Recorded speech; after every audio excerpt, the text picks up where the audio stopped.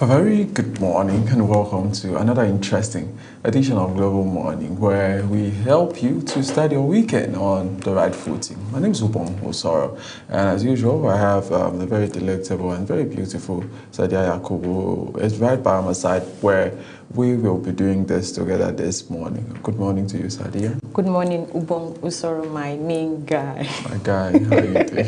I'm fine. A happy weekend. Yeah. Nice to see you again. Yes. A quick one, good morning to all our viewers in Nigeria and around the world. Where are you watching from? We're saying a happy weekend. How is your weekend going to be? What do you feel like doing today? Do you want to relax? Do you want to go out and have fun? Do you want to eat? Are you a fellow foodie like me?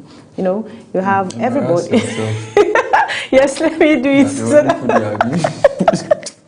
You know, we need to celebrate World Food Day again. All right. To me, I don't have any problem if we celebrate this day every day. There's the World Food Day. Yeah. So if you're a fellow foodie like me, just eat whatever you feel you want to eat, whatever you've been craving for from Monday, Tuesday, Wednesday, Thursday, Friday, and today's Saturday. You know, you also have to tell them about your work ethic, right? How you work. Yeah. So you burn all those calories, and not just to eat, because so you don't get people into trouble. But the weekend, it's a time for relaxation, like you mentioned, definitely. Right? And wow. Oh, you have started again. What's wow? Why are you wowing? Because you know what the weekend means. So it's a time where you don't have that time. Maybe some persons that you've not seen for a long time. Yeah. Maybe during the week, because how busy your schedule is. You could go see friends and families. You could see people that mean a lot to you. You haven't spoken about relationship ever since we started this show today. Yeah. What's happening? No, it's not what you want to talk about. It's not our topic for today. But the weekend is actually a great time, right? Parents, especially parents who work 9 to 5. Yeah. Because I know most 9 to 5 jobs have weekend off. Yeah. Friday, Saturday, Sunday. So you have time to interact with your children. Ask them what happened in school. Spouses have time to get together. And you could, even as a single person, you have time to sit down and plan yourself. You know, get your laundry done, get your cooking, get everything, get arranged and plan for the week. So it's always very refreshing. As a child, I used to look forward towards Saturday, because we had like a particular meal we used to eat Saturday mornings. All right. So I used to look forward to that. So, and I know the different families, I used to even look forward to some cartoons that I watch Saturday morning. So people look forward to a lot of things on Saturday, and I think Saturday is weekend generally. It's a great time to just take out time, because the more you just can't keep being on the run. You need to also look out for yourself. You need to also take out time. No matter how busy you are, no matter the work you do, you need time to also rest, because come on, when you're alive, that's when you can make the money. Yeah, so definitely. So what do you have for today? You have plans? Somebody's taking you out this weekend? If not you, I don't even have anyone taking me out. But I'm sure I can take myself. I'm sure I'll take myself out. I know. Find somebody, I'll sponsor the two of you. Just give me the money, I'll go and eat. That's by the side. Alright guys, so let's go for a short break, and when we come back, we'll get straight to the papers as we look at what the papers are saying. Sadia is here to take us through the weekend edition of our newspapers. So stay with us. Wake up with Global Morning, your daily guide to what's happening and making the rounds. We delve into headlines, newspaper reviews, spot-on analysis, policies, current events, real talk, real issues that affect us all. From the latest trends to the debate, every topic, every angle, Global Morning is where it all starts.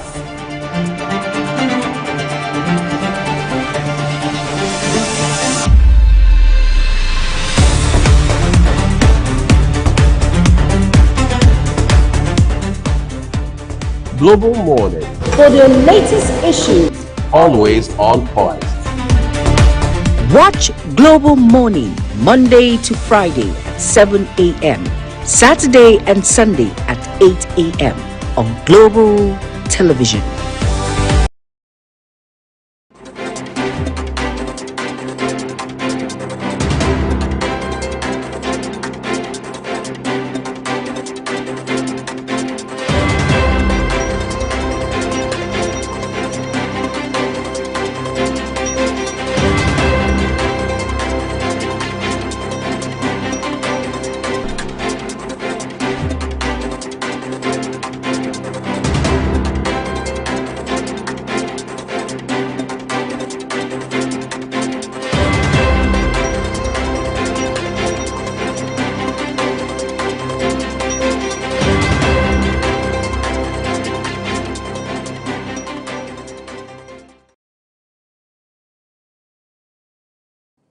All right, welcome back. This is where we get to look at what the papers are saying on a Saturday morning. So we'll start, Sadia. Which newspaper is our first paper for this morning? Our first paper for today, guess.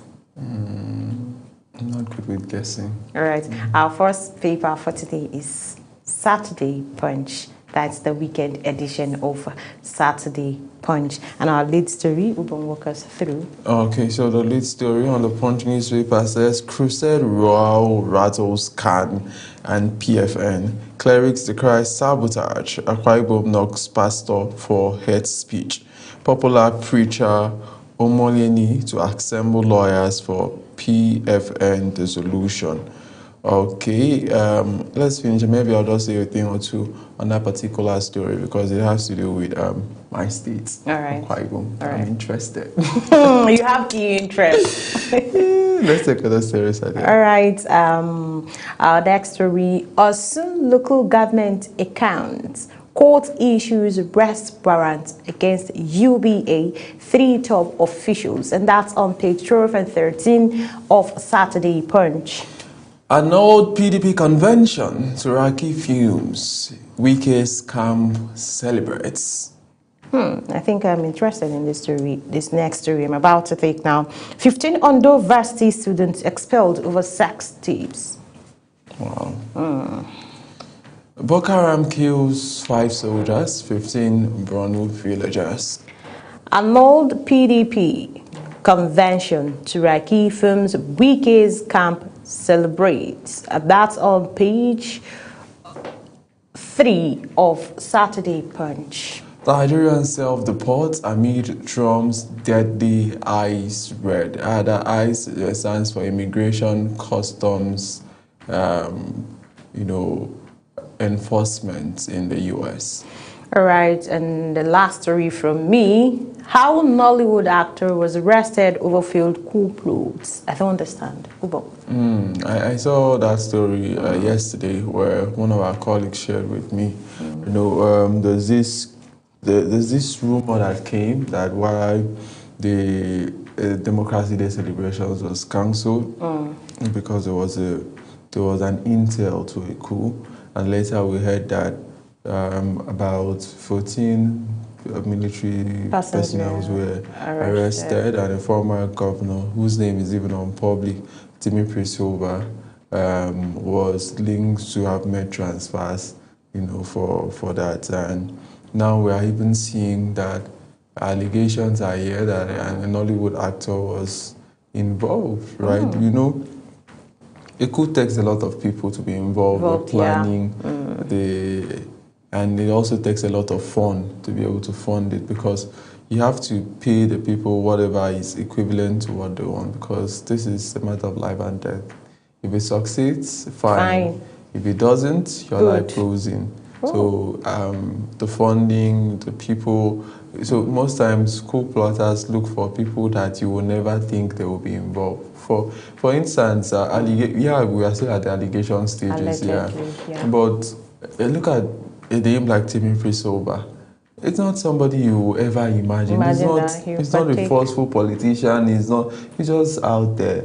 So they will always look for people that it will be very difficult to track, to trace. Because if it's like the popular politicians that we already know, that seem as if they have intention for I know, and I think that there's a lot of eyes watching their transfers, of course, the political powers will beam searchlight on them. But for somebody that you are not even thinking that this will be part of the so I think that no matter how bad our democracy is, like my guest yesterday said, we are in a learning curve. It should not be truncated.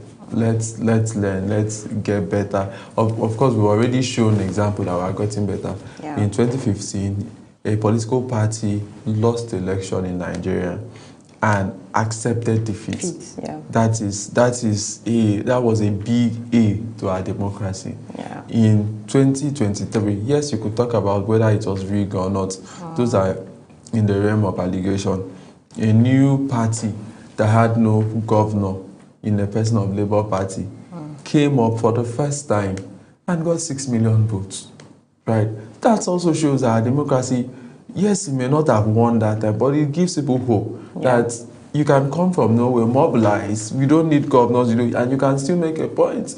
It's a pointer. If it was not like the person of Bola Ahmed Tinubu, maybe APC had any other candidates, maybe those other parties would have won. So our democracy have also shown. Already, I was saying somebody now, when last did you hear that somebody went for campaign and there was political assassination? It's reducing. It's reducing. Yes, they could come to social media, argue, talk, but assassination as to political, even ballot snatching, nobody does that again. It's vote buying that we are struggling with. Yes, yes, we are getting better by the day. So cool is not the place. It's not the action to go. We must love our country and we must support our country.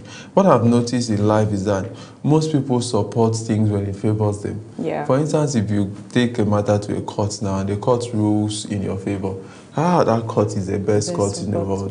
If it rules against you, no matter, even if you did not have evidence, you want the court to be to manufacture evidence for you, and rules against you, people will come out and say our judiciary is compromised. But the same people that when it goes to their favor, our judiciary is the best. So we must stay with our country. We must.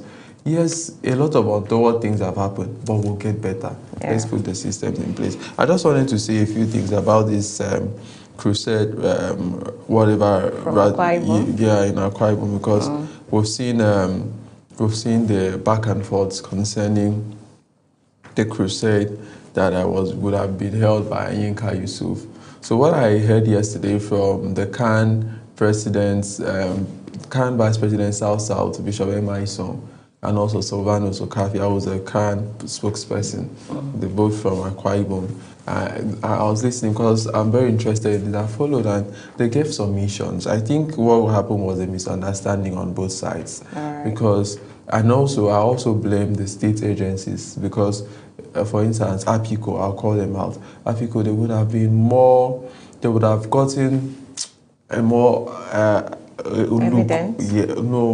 Because there's a clergy that is coming from Kenya to Akwa Ibom to minister, and his crusade is the same week where Yinka Yusuf Pastor Yinka Yusuf is coming to Akwa Ibom, and Pastor Yinka Yusuf is looking at 1 million people. And the other crusade is also big. The other one is partnering with CAF and PFN.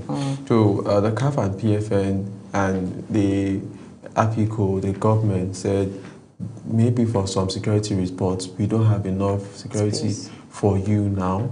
Can you postpone your coming by 1 week? So the man is saying, I've already done a lot of things. More than 45 million have been already spent. We are not yet on ground. Trucks have been sent, things have been done, a lot of planning have gone into it. He felt bad, of course, like anybody, because the time frame was even short. Why did you not tell him? For me, I'm being very unbiased about this whole thing. Why did you not tell him on time? Why did you have to wait until all of this planning? Everything. Yes, so the man felt bad.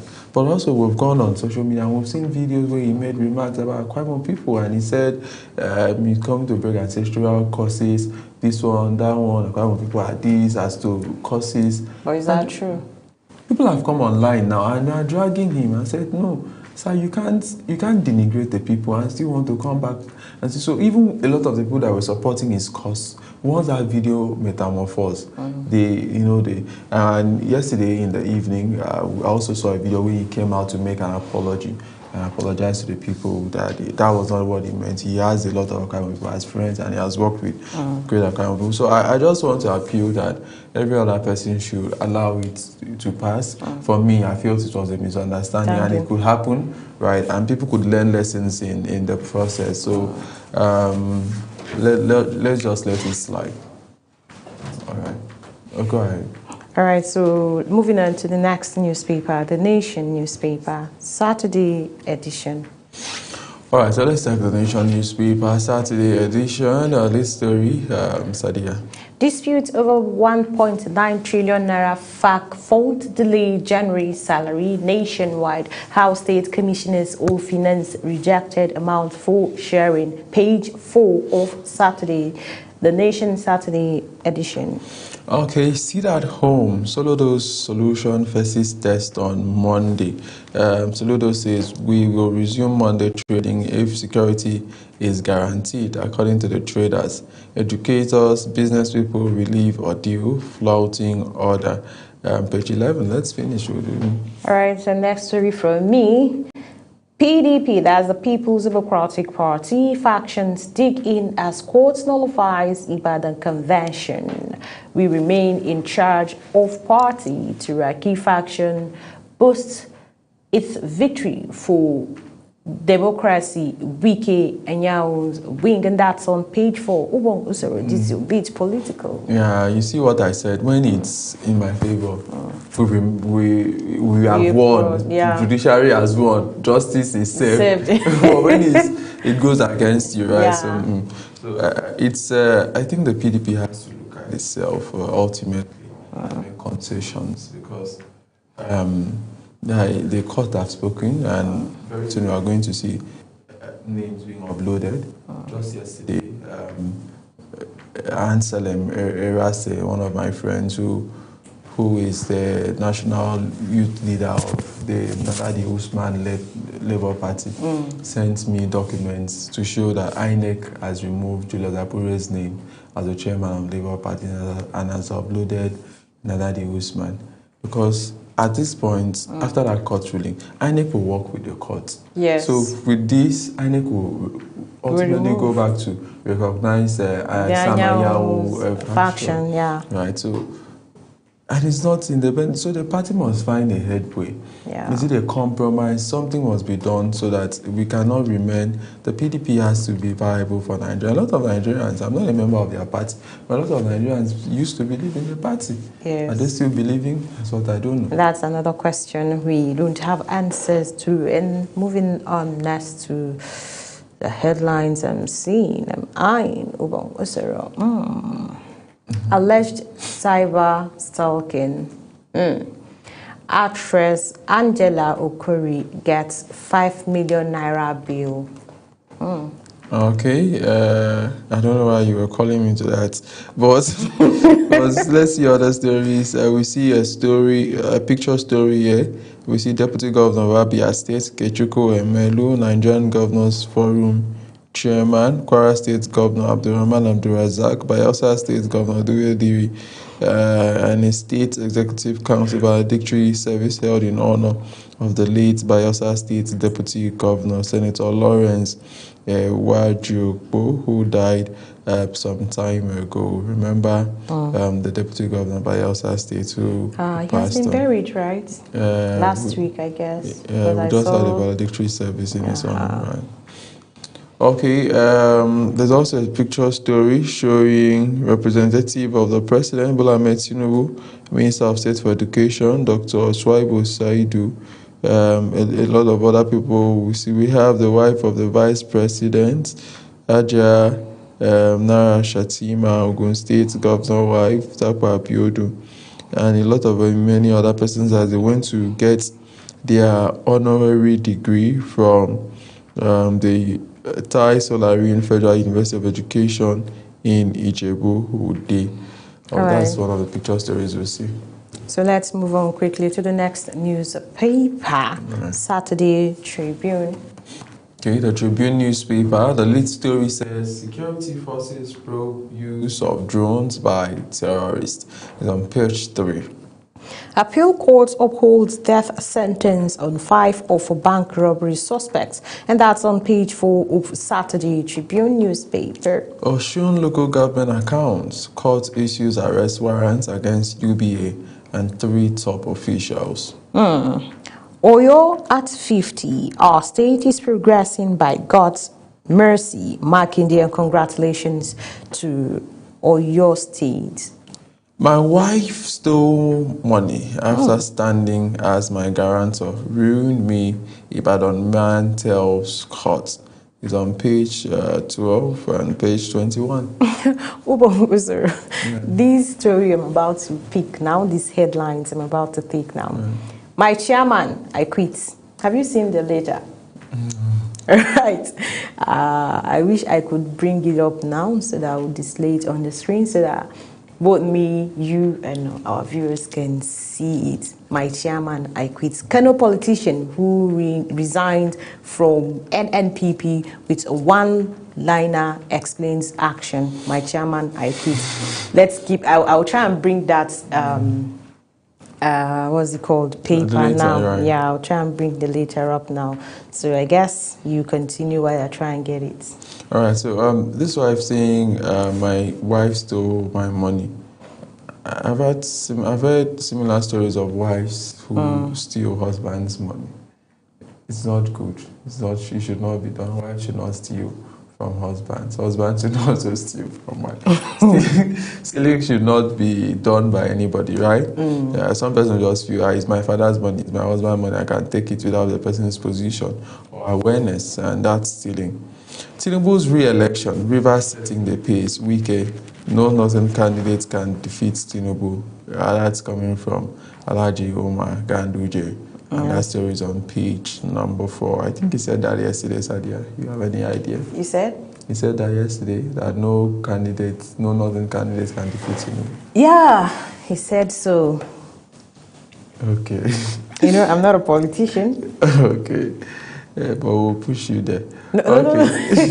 I'm still trying to get the sample of these Let's take other stories as you try to do that. All right, so let's take the Trust newspaper, weekend edition of the Trust newspaper. Lead story says electoral bill, what's at stake for 2027? That's a picture of the box, the container that is used for voting, and on top you have the reform. You also have a picture of the INEC insignia pasted on that particular platform. Sadia, can you take the story? Kano violence within.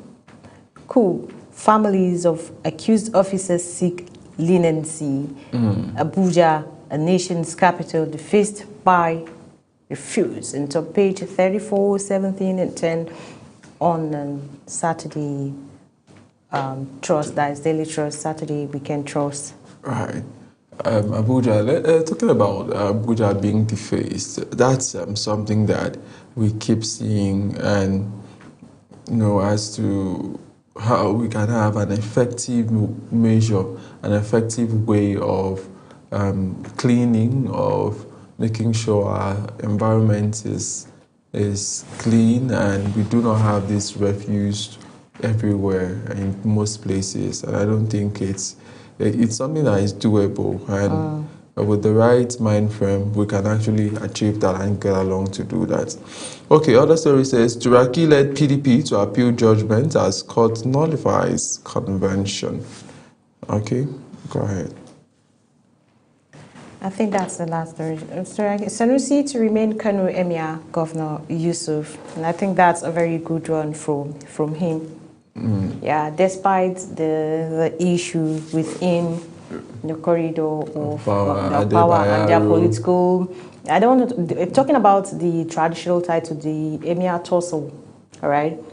When that is the governor of Kano State, Kabir Yusuf, His Excellency Kabir Yusuf, was still in the NNPP, he brought back in His Royal Highness Sanusi Lamido Sanusi, and then the other part for His Royal Highness, Ado.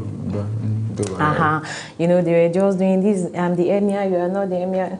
But still, he maintained Sanusi. So for me, for this that he has done, I think he's right. He has not thrown him under the bus. Yes, he has not thrown him under the bus, saying, okay, since I'm no longer in NNPP, since you came into power when I was a governor and also a member of the political party NNPP, you're my Emir. But even as he moved to APC, Sanusi still remains. That's to show that he can maintain relationship to some extent. Right. So let's take one more newspaper. Do we have time? We could do two. Which other paper are we doing? Let's see if we can do the Telegram newspaper. Telegram newspaper, Sunday edition, lead story says PDP crisis fester as court nullifies national convention, sacks Turaki, rules that only Abdurrahman and Ayahu are recognized. Ibadan judgment, academic can't stand. That is coming from the party. It is victory for the rule of law and constitutionalism, faction loyal to Wike. It is actually on page 7 of the newspaper. All right, Senate to pass 58.472 trillion naira 2026 budget March 17. That's on page 4 of Saturday Telegraph. ADC presidential ticket. Obi finally commits to primaries as stakeholders move to prevail on Atiku to do single term. If he wins, it's not time to talk about convention. Bolaji Abdullahi. It's on page number 3 of that particular newspaper. We still have another one from Wike strike. Wike seeks to jail FCTA workers over court order disobedience, and that's on page 5 of Saturday Telegraph. FAN launches Nigeria's first fully electric airport shuttle service. It's on page 6 of the newspaper. All right. Anambra traders, we lost over 100 billion naira following Onitsha main market closure. Okay, why gender parity in Nigeria's legal profession still falls short? Gender parity, not rebellion, but opportunity to rewrite history. Akoyode Afolabi is on page 20 and 29 of the newspaper. We got fed up with dad's constant arrest, so we opted to be detained with him. Lam Adesina's soul. I am Adesina's soul. That's on page 13, in case you're so much interested in that story. Senate to pass 58.472 trillion 2026 budget by March of 17. Sokoto governor signed 758.7 billion 2026 budget into law. All right, so I think that's the much we can take this morning on the newspaper segment of the program. And like we always say when we come on the show, please do get across to your local vendor, get a copy of the newspaper and get the information needed. Like, information is actually power, and you need information to power your life and to run your life. The right information, right? All right, I will try and bring that later, much more later. Right. I'm trying to lay my hands on the copy so that I will display my chairman. Right, I quit. He said, I can't stress myself. Let me just write my chairman, I quit. Simple. So I'll try before we round up the show for today. Right. I'll bring up the sample of the later. Okay, guys, so let's go for a short break. And when we come back, we get to speak to a guest as we have something very interesting and important for you. Please stay with us. We'll be right back.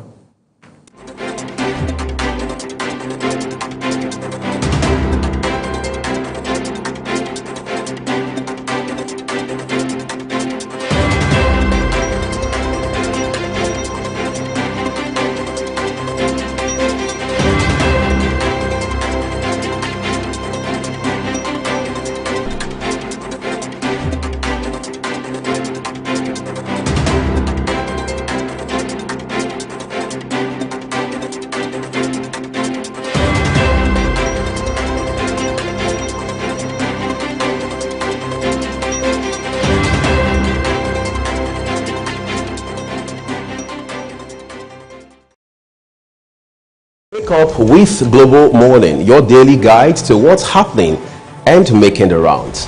We delve into headlines, newspaper reviews, spot-on analysis, policies, current events, real talk, real issues that affect us all.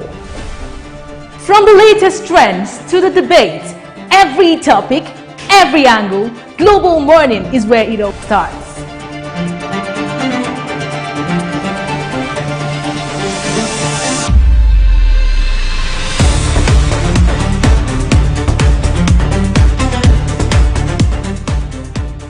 Global Morning, For the latest issues, always on point. Watch Global Morning Monday to Friday at 7 a.m. Saturday and Sunday at 8 a.m. on Global Television.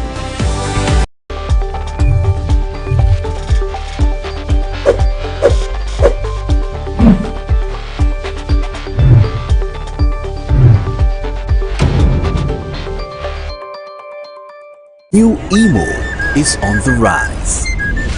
In the beating heart of Owerri, business never sleeps.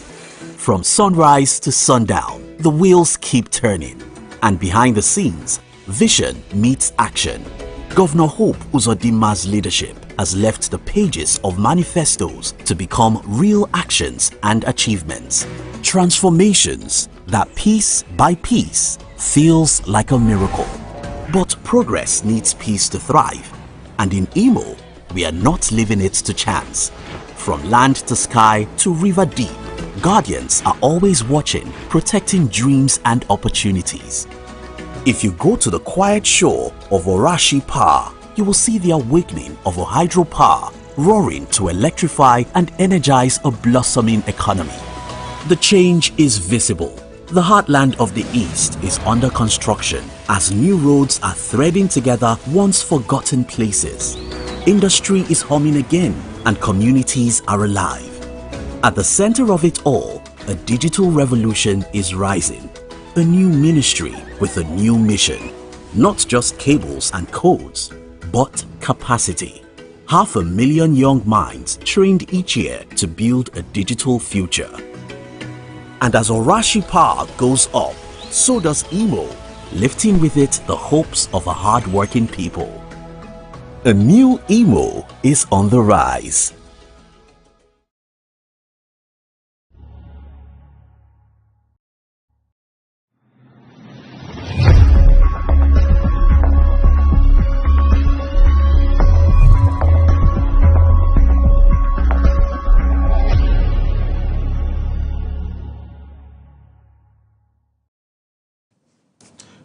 A very good morning and welcome to another interesting edition of Global Morning. This is a segment where we get to interact with our guests and have interview segments where we'll discuss on issues that border Nigeria, border Africa, and how to profile solutions and move this country forward. It is our country and we must take responsibility for the things that we have to do in the country. And one of the things that we've talked about of recent, it's about Nigeria's economy. Yes, our economy is growing. The other day, where the Ministry of Finance came out and rolled out some figure as to some growth that we've made regarding inflation level. We've been some level of dropping. Exchange rates, we've also seen some stabilization. We're doing 1,320 something naira now, as some 7 months ago we did even up to 1,500. So the exchange rate is stabilizing. And they also mentioned the price of fuel, premium motor spirits, coming down as to what we did some 1 year ago. So a lot of indices to Nigeria's economy have shown progress and signs of growth. But one thing is still very important. Nigeria is struggling as to being resilient and standing firm in the midst of all of this, and succeeding and striving in Nigeria at this time is still very difficult. Joining us this morning to help us expand on this as we look at Nigeria's economy is Ambassador Success Bright. He is the President, Focus Africa Program. Thank you so much, Ambassador Bright, for coming on the program. Thank you for having me. Yeah, it's good to see you. It's been quite a long time. Yeah. Thank you for inviting me. All right, so let's start. Let's talk about the last 2-3 years. How has Nigeria been as a country, a place where people could do business, pursue their hopes, their dreams, and their aspirations? Well, we live in Nigeria. We know the challenges we've had. I know the best way to describe Nigeria is that today we are up, tomorrow we are down. So you have a free fall.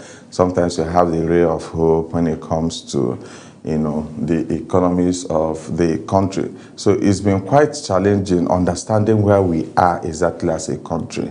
Either the government is doing a lot and the media team are not communicating it well, is something we also need to look at. But on the average, if you're looking at the impact of the economies on the people, there's widespread complaint that things are not working the way they should work, and this is affecting businesses, affecting long-term planning for, even families, So not understanding where we are at the moment as regards to the policies of the government on businesses and everything has affected the way we live, the way we do business, and I think that should be addressed.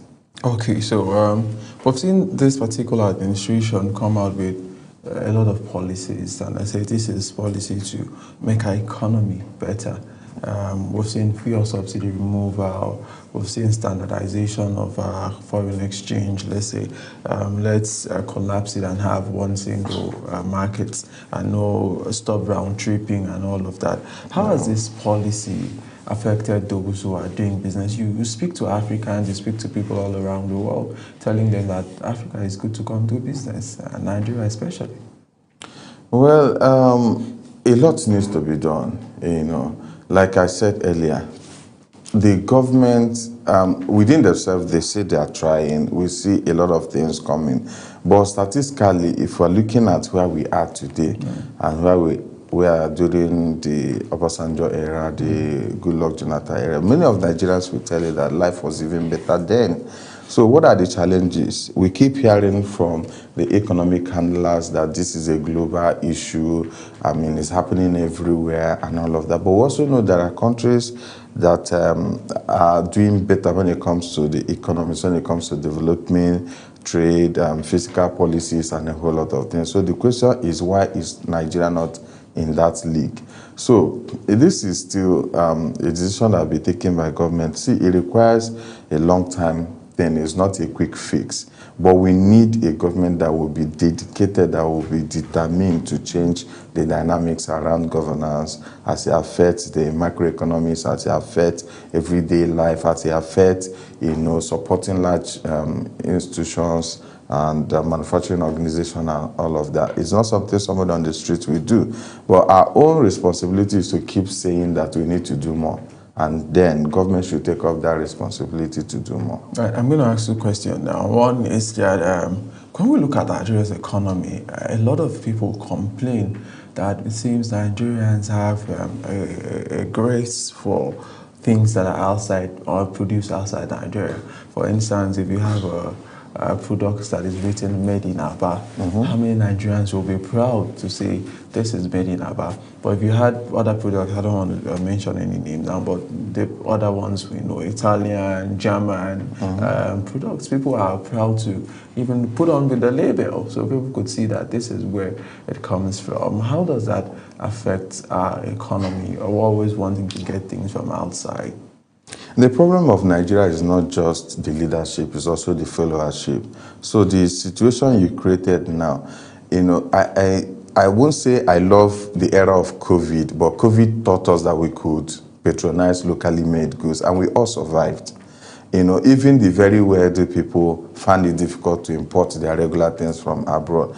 So, to promote locally made goods is going to grow our economy. So citizens have the responsibility to make sure that we patronize what we... I belong to an association, AFCO, and our motto is, let's produce what we eat and eat what we produce. Later on, we can export what we have to other countries. So it becomes increasingly difficult to grow our economies if we keep patronizing what is coming from other countries. So as of today, there are a lot of policies on ground that support made in Nigeria goods and all of that. There is made in Nigeria, there is made in Aba. There are a whole lot of things, policies in place now to support what we have locally. But guess what? The people that are not also leading the way in terms of providing the support are the wealthy people, the politicians. How are they still having a whole lot of dollars in a country that uses Naira? That's one of the problems. How we all still buying the Prada, the Louis Vuitton, and the rest when we can have these products made in Aba. So I think there should be a serious national orientation on we supporting locally made goods. Nigeria is blessed with a whole lot of things, solid minerals. We have too many things in this country that if we focus on developing them, if we focus on, getting everybody to patronize what we have in this country, we'll grow our economy. Yeah, one of the things I've heard people say has to a reason why they do not support that much what we do here in Nigeria is about quality. And some persons mention finishing. They could say, oh, let me show you, this is a German, Italian product. Look at the finishing, look at the quality. Nigerian product, look at the finishing, look at the quality. How do we balance that particular tip? This is the responsibility of the Standard Organization of Nigeria and the look-alike organizations. They have to make sure, you see, there's a compromise. That's also another problem. There's a compromise in this country, and we must keep talking about it, where, instead of enforcing regulations that make sure the manufacturers bring a quality goods, we do a behind-the-scene handshake with them, collect money from them, and allow them. This is happening in our pharmaceutical industries. A lot of substandard products are being produced and people consume it. So the regulators need to do more by engaging the manufacturers, engaging those who are producing these things, and insist on quality. That has to come from government regulation. 2, government needs to support local manufacturers by providing them the equipment or support to buy equipment needed to produce this thing. 3, there should be a support for foreign organizations to come here and produce quality product. So what you see sometimes, do you know that even our traders, manufacturers, importers go to places like China and demand for a certain reduced quality of product and bring it in? So it's not necessarily that we bring all the quality products from abroad. They still go there and produce the standard they want and bring. We've seen it. There was a debate online recently about iPhone and all of that. So today there is the original iPhone 17. There's a fake one. Who is importing them? Nigerians. Who made them to produce it? Nigerians. So the discussion is not that everything imported from abroad is the original. The discussion is that we should empower local manufacturers to produce the quality we want and regulate them and make sure they stick to those international standards. Right. Let's look at our manufacturing industry in Nigeria. Do you think that we are trying, or when you look at, across board, are we investing in manufacturing in Nigeria? At least now we have the Dangote refinery. Yes, we are investing. I won't say we are not. If we are not investing, there won't be organizations here, but we need to do more. We need to do more by extending credit to these people. Credits that will help them, not the ones that will be heavily taxed, the ones that will come on many digits, repayment, interest, and a whole lot of things. So if our economy must go well, look at the likes of Vietnam, Indonesia, more recently Rwanda and some other countries in Africa. They're investing heavily in those sectors. They are investing heavily in education, in innovation, and all of that. So the government have a responsibility to support businesses, manufacturers with credit line that helps their business. The government also have the responsibility to provide regulations that help businesses. There are sectors that should almost go tax-free, or at least have some kind of rebate over time to support them to produce. When all of those things are not in place, organizations struggle. Power supply, infrastructure, very important. Now, let me give you one of the simplest examples. I don't enter a lift in public offices in Nigeria because I just have this phobia that light will go off. And if it can happen because I just want to commute from ground floor to something, imagine a manufacturer that have some product on a machine line and light goes off. So they had to fall back on a backup plan, the generator and all of that. And that cost extra money to operate. So all of this are also impacting on the prices of goods and services. So government need to do more by providing support to manufacturers to thrive. Nigerians are blessed people. There are a lot of industrialists here that if empowered, they will help and grow the GDP of this country. Right. So let's talk about a friend of mine was saying that it seems you talked about credits. Nigeria lacks the ability to finance projects that are like $1 trillion projects because as we move into the future, the projects that will be executed of that century are going to be projects that will need $2 trillion, $1 trillion, and it seems Nigeria as a country, we may not have this kind of money to put into a serious project to be ranked as the best in the world. Maybe even in our hospitality, we're still struggling in healthcare, in our manufacturing. So how do we source these funds to be able to put into business? What we see is that sometimes somebody just does business, the first 200 million he has, he goes on social media, throws money around. That culture of let's do serious big investment in the country. Well, Nigeria does not lack the capacity to support its business people, to support economic growth. I don't believe Nigeria lacks that capacity. We have a lot of money in this country. We have a lot of money. We do. So what we've had over time is mismanagement of funds and opportunities. So if Dangote is from Nigeria, he's the richest person in Africa, then we are not poor. We are not poor. So we have the likes of Otedola, we have the likes of Tony Elumelu now, emerging billionaires everywhere and all of that. So that tells me that Nigeria has the capacity to support our people. But see, even if we agree in principle that Nigeria don't have that much capacity, this is where a foreign direct investment comes in. What enabling environment are we giving to foreign investors to come to support businesses? We have the population that can generate this money for them back as profit and all of that. But right now, what deliberate efforts are we making as a government, as a people, to provide enabling environment for these people to come here and operate? So I saw something within the week. The governor of Abia State, Alex Otti, everybody agrees that he's doing well. There is a particular bank in one of the major roads that looks dilapidated because in front of that bank is a road that is very bad and have a huge waterlog like a lake. So ordinarily, the headquarters of the bank will not want to invest in that place because it's going to be a wasted investment. But the governor of Abia State, Alex Otti, came and fixed the road like he's doing in other places. And within 2 months, the headquarters of the bank renovated the place. It's very beautiful. Now, what that tells you is that government is doing its own part to provide facilities, and people are coming into Abia State now to invest. So it's a simple way to illustrate that if the government at the center, through the relevant agencies, decide to put infrastructure in place, trade will increase. Tourism will do better. So if the government cannot be able to support businesses in trillions, let's have environments that brings foreign direct investment into the country, and we're going to solve these problems. Now, ask yourself questions. Why are the Chinese always coming here? I attended Indonesian Trade Promotion Council in Lagos, and I found out that majority of the manufacturing people in the plastic sector are from Indonesia.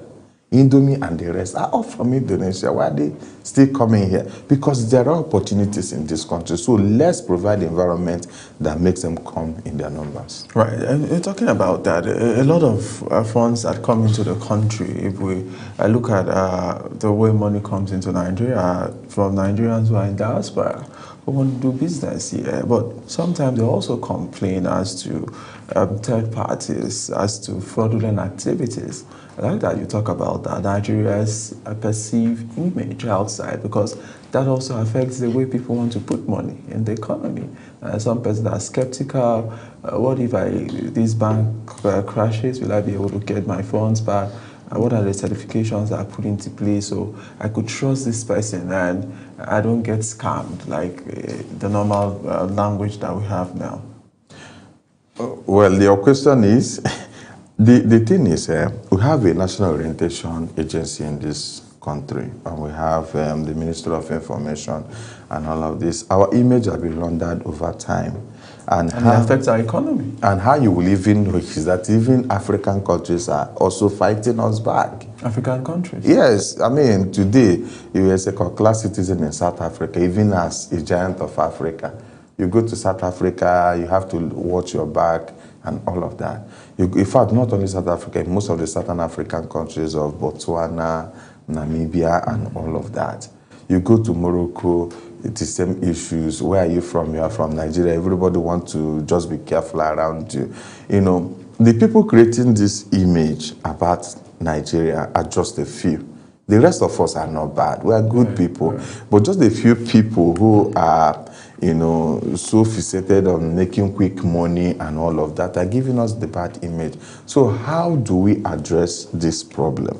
First of all, we have the National Orientation Agency, we have the Ministry of Information, we have diaspora organizations. There's one that, yes, Abike Dabiri is leading, and I have my friends, Honorable Divine Chike at Africa Diaspora Commission, and all of that. These organizations have a lot of job to do to clean up our image. It has to be done.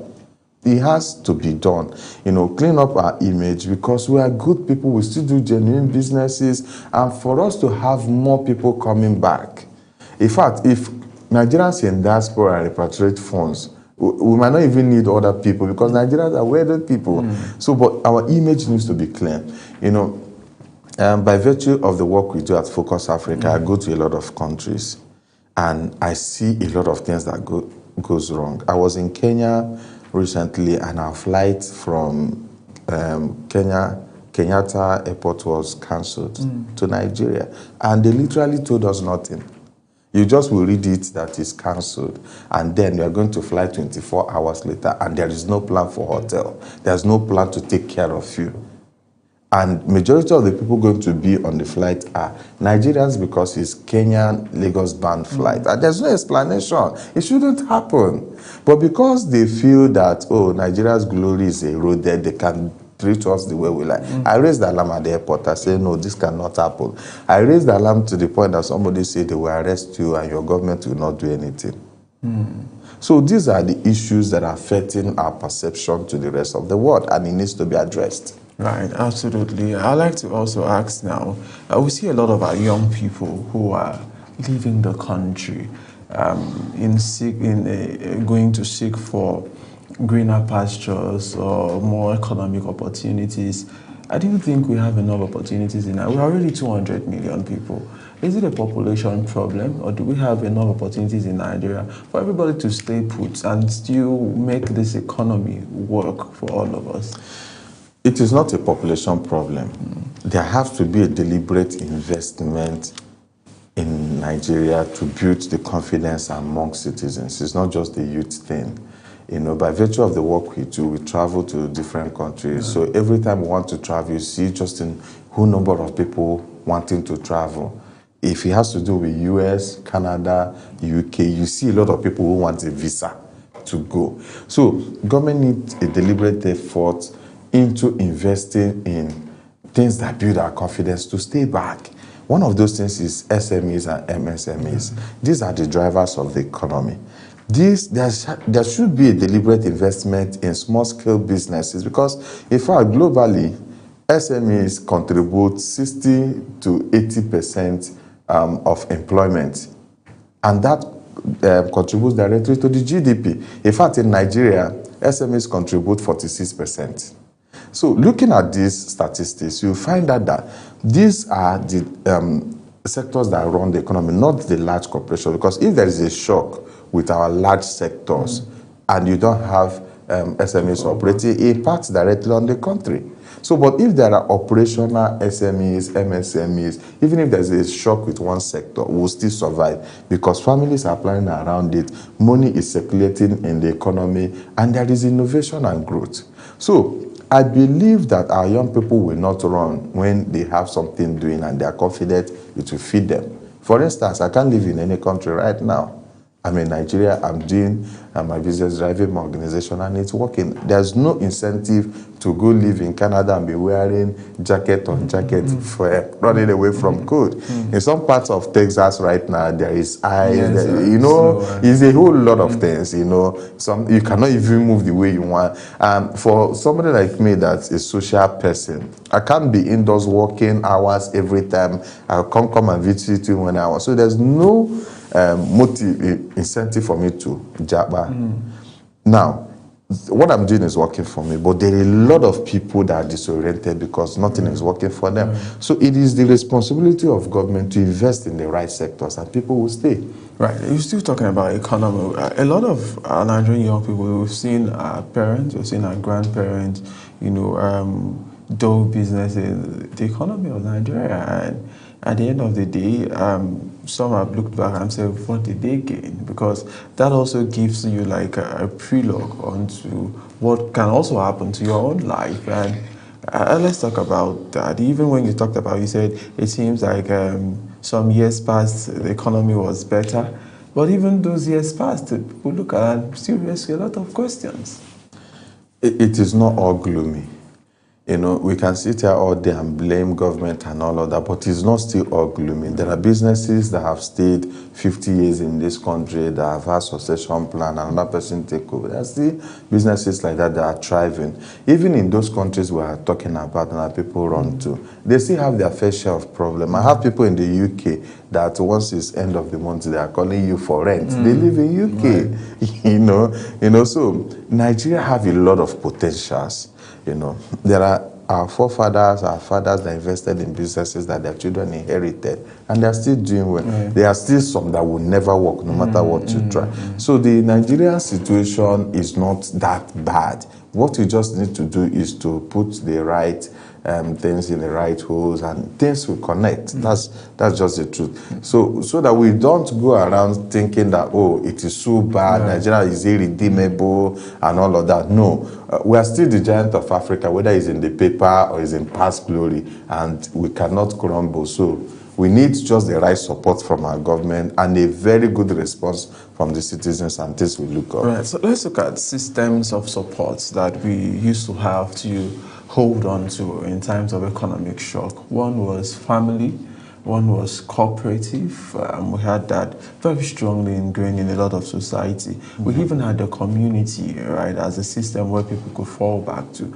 In today's economy, do we still have those systems where Nigerians, individuals could fall back in terms of maybe you have an economic shock, you could be having a job and all of a sudden where do you fall back to? Outside Nigeria, like you mentioned, we've talked about vis-a-vis. Outside Nigeria, there are some packages that you could fall back to, maybe 6-7 months when you don't have a job until you get another job. But in Nigeria, where can someone who is into business fall back to in case of anything? When we're looking at the Nigeria context, our social intervention projects are not stable, they are not consistent, they are not working at that level. That's just the honest truth, because I can't remember where a large number of people can have access to mortgage now, have access to, it's just for few. That's our reality, you know. But how have we been surviving? You talked about family. There's a strong family unit still existing in the country. And as innovative as we are as Nigerians, we have even migrated all of these things to having peer groups, alumni associations. You know, people go to the group of people they graduated from school with them, cooperative in offices. This things still work. So almost everything we do in Nigeria is self-support, and it works for us.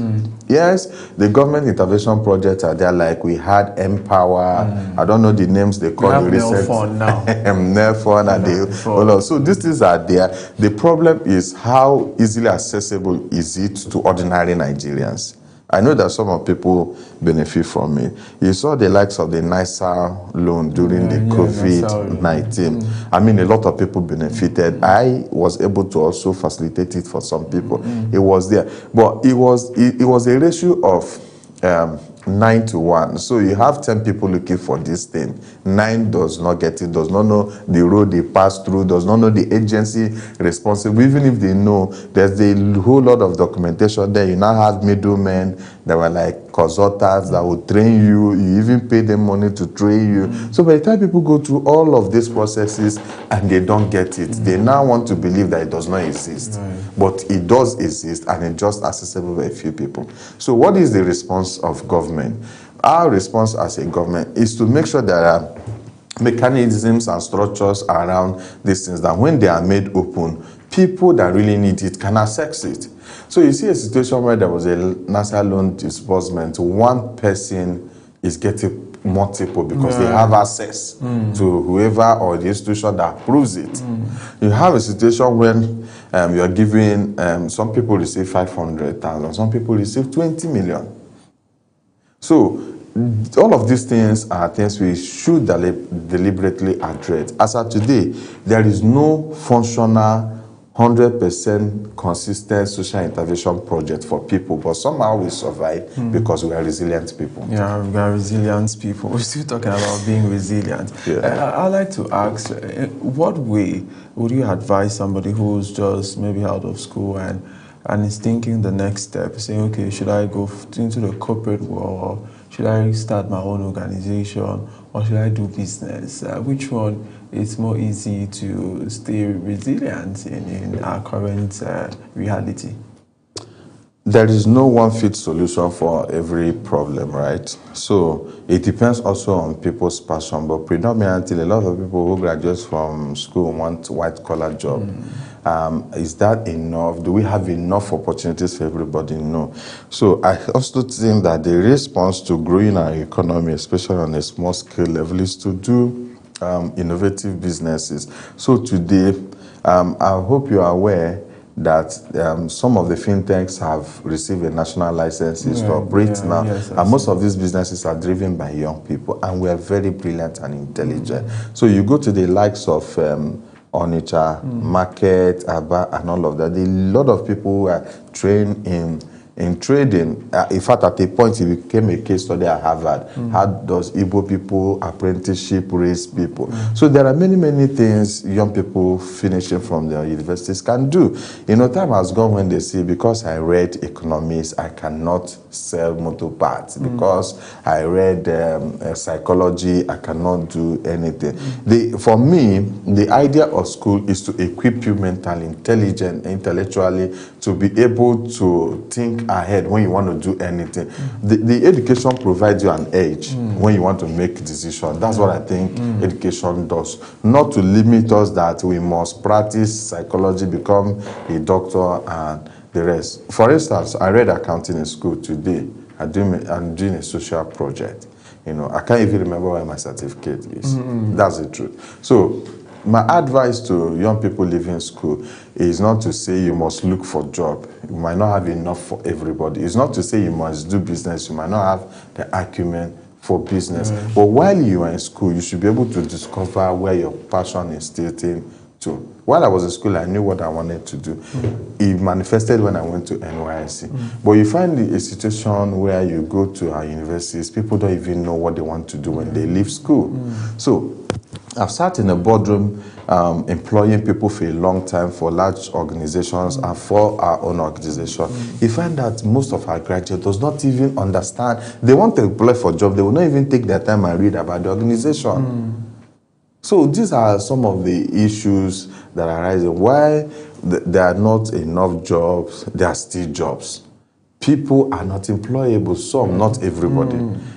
They might also have passion to drive a business. So it boils down to you as yourself to know what exactly what you do and understand that it is not going to be rosy, whether you are looking for a job or you want to start a business. Right. And I'd just like to add that to patriotism. How do we, because for us to be able to sit down and say, we must make this economy work, we need some level of patriotism, where we say, this is our country. From your interaction and the work you do you think Nigerians have taken ownership of the project Nigeria as their own? And we're not seeing it from the lens of let's just whatever happens, we don't really care. If we don't believe in Nigeria, I'm sure we will not be. Because there are escape routes to Niger Republic, Cameroon by land. So we would have all run away from this country. So I believe that we love Nigeria. We're patriotic about Nigeria. Sometimes when we complain, we are not complaining because we want Nigeria to crash. We're saying that Nigeria have potential and our managers should manage us well to realize these potentials. I don't know if you studied the story of Indonesia, where they came from and where they are right now. You see a deliberate effort at repositioning the country. Look at Rwanda. They came out from genocide. Have you been to Rwanda? I've taken people to Rwanda. I've lived in Rwanda for some months. Do you know that in Rwanda there is almost zero crime? Government is doing a lot to build that confidence among people, and the economy is thriving. So I think that all of us have a lot to do. Government has its own part to do to create that environment. We need to be patriotic about our country more than we're already doing.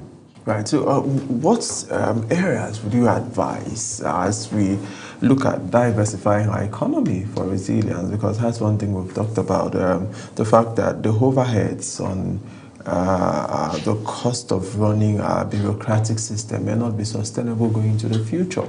A lot of persons want to get government jobs and all of that. But let's look at diversifying, and oil has been the mainstay of our economy. But moving to the future, we may not be talking about oil again.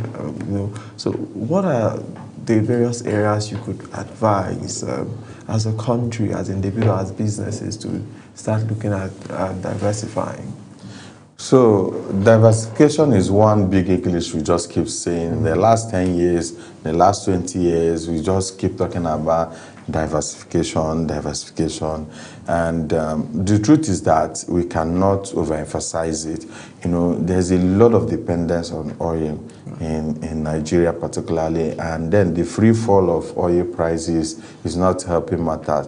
Then it goes a step further, the mismanagement of the key actors, the key players even in the oil and industry sector are also not helping us in any way. So we have talked so much about diversification, and I think that the sectors we should look at when we talk about diversification includes the agricultural sector. It is important because a nation must feed its citizens. It's important because apart from feeding, there are other byproducts that comes when you process some of our, agricultural produce. So it is important that we take agriculture very seriously. We had a situation when there was COVID. And that situation led to loss of lives, not just the medical issue, not just the issue of COVID alone. People could not go to farm, people could not go to market freely, and all of that impacted. Right now, we also need to address insecurity. In fact, the issue of insecurity in Nigeria is chronic. It's at that level right now.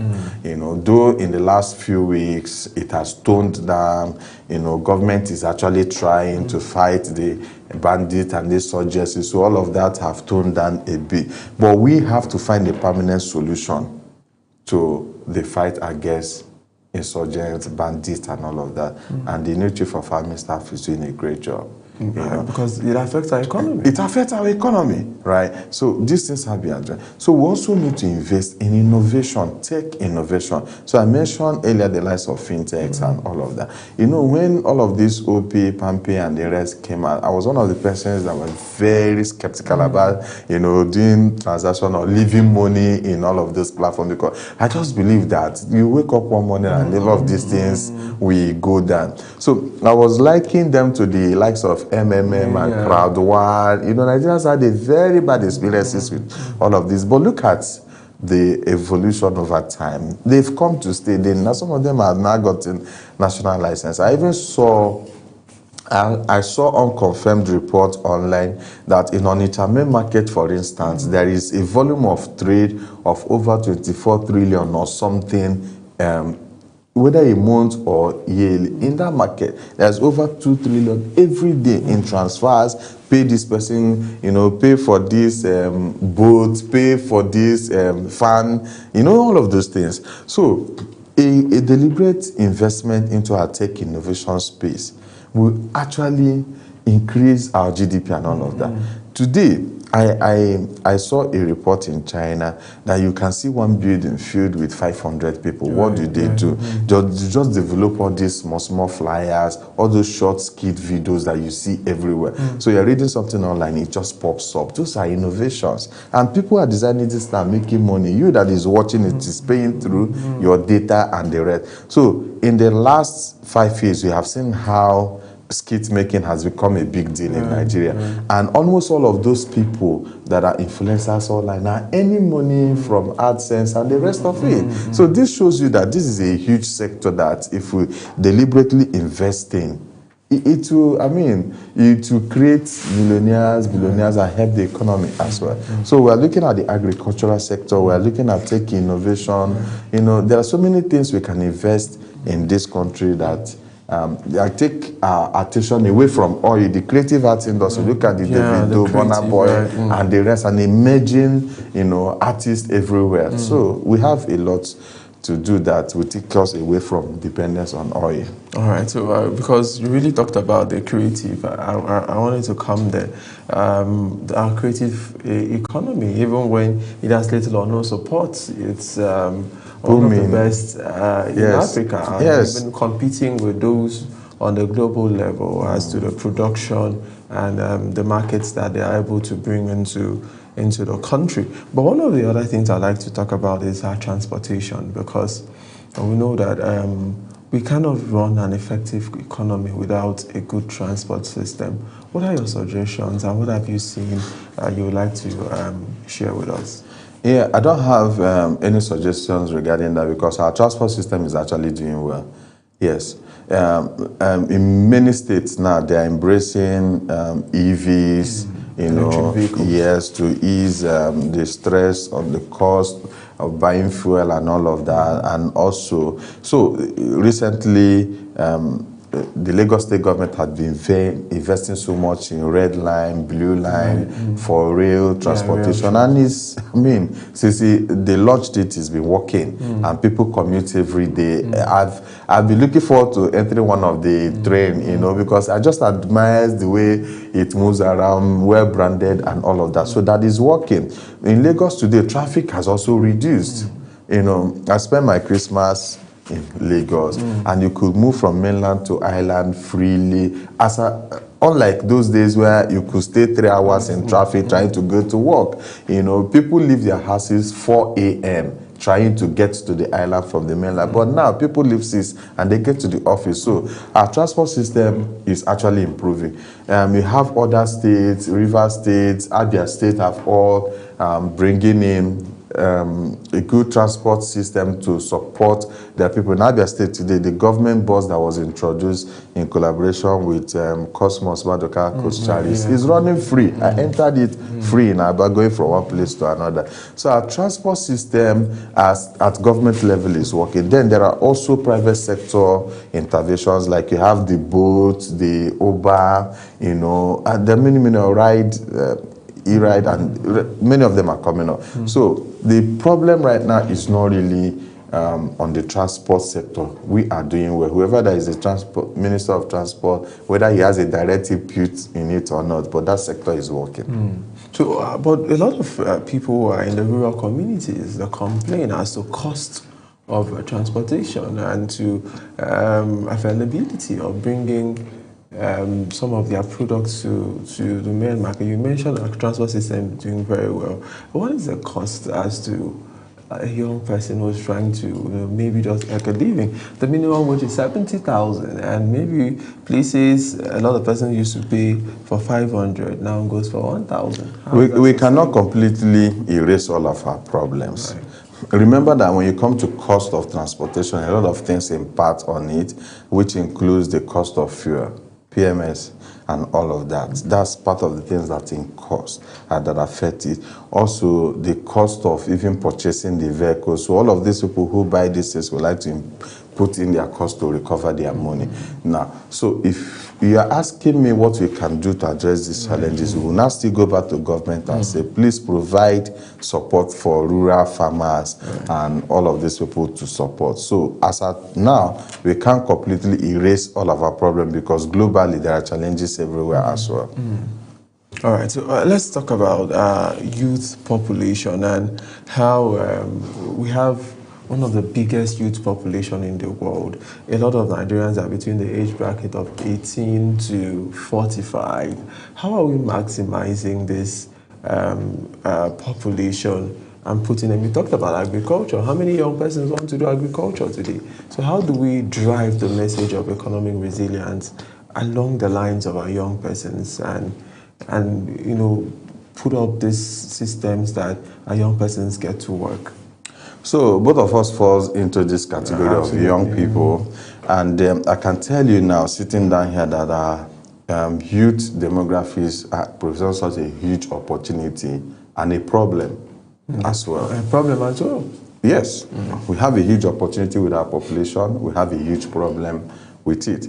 Now, how we recommend a serious investment in the youth? Investment in education, investment in businesses that they can drive, especially in the tech and innovation space. It has to be a deliberate investment in our young people. If you don't do that investment, the bad effect is that they're going to be on the street. There's going to be unrest. There's going to be criminality. So many things are going to spring up from it. So any nation that plays with its youth demographic is looking for a problem. We've seen it before with the NSAS and all of these issues coming up. So we have a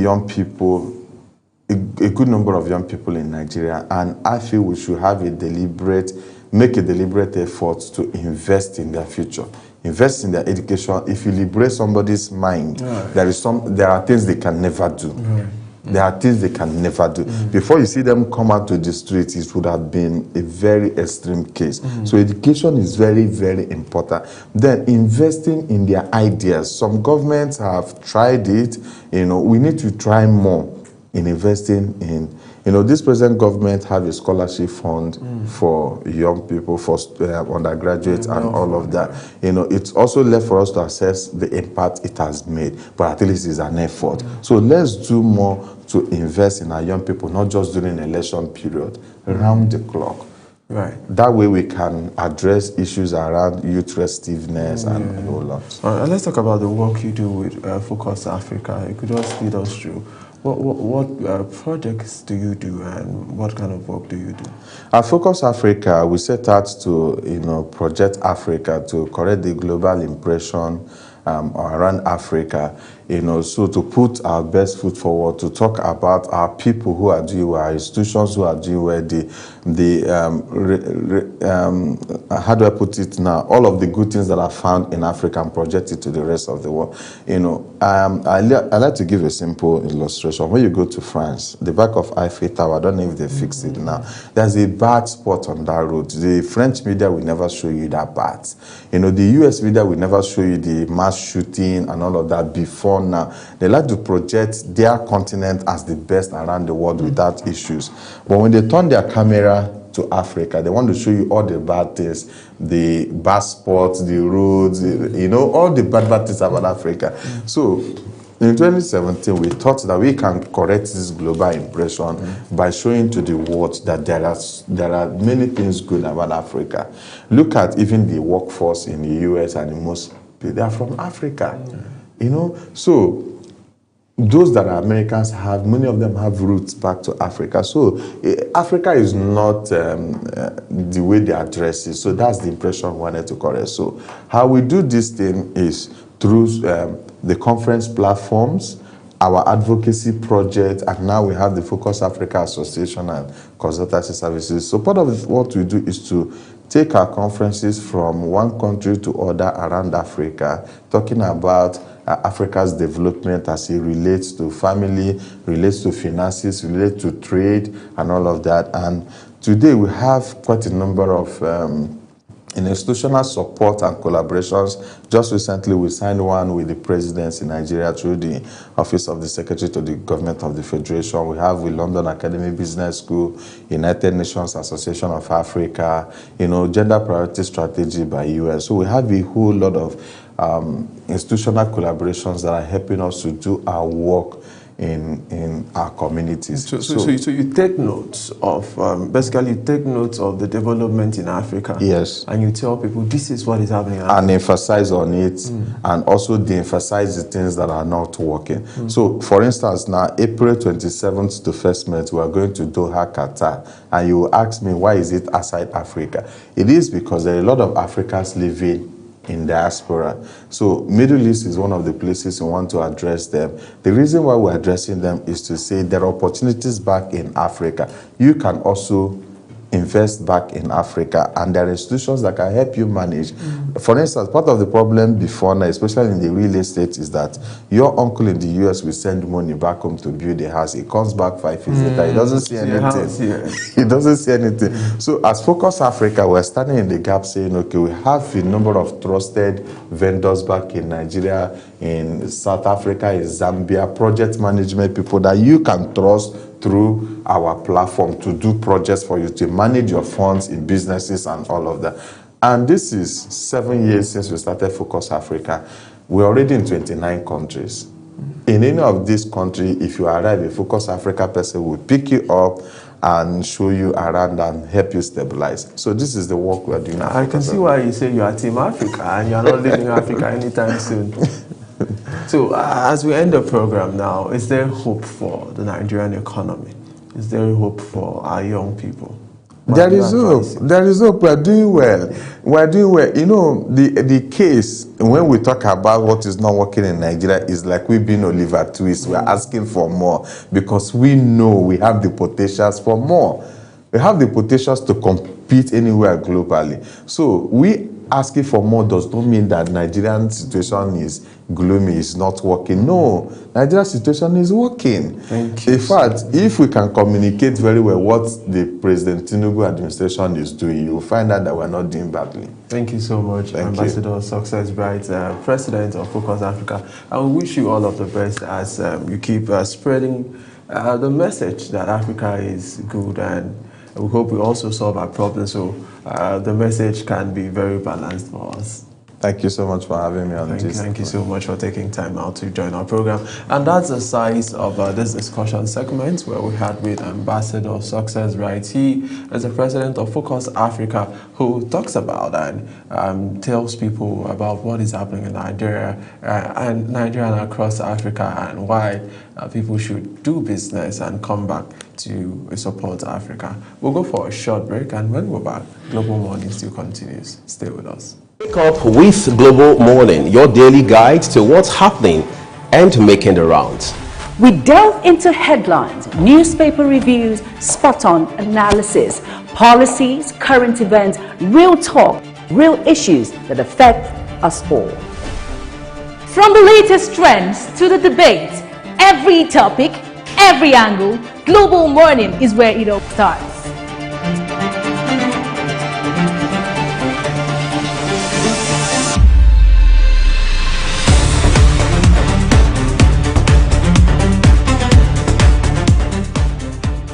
Global Morning, For the latest issues, always on point. Watch Global Morning Monday to Friday at 7 a.m. Saturday and Sunday at 8 a.m. on Global Television.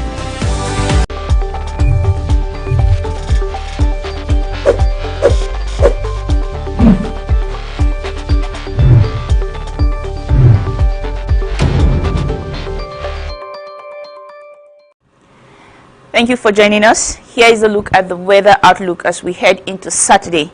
Dust haze remain the dominant weather condition across the northern cities and the north central region. However, higher concentration of dust particles are expected over parts of Taraba, Plateau, Kaduna, the Federal Capital Territory, and Niger State. While visibility is not expected to be significantly reduced, individuals with respiratory conditions are advised to take necessary precautions.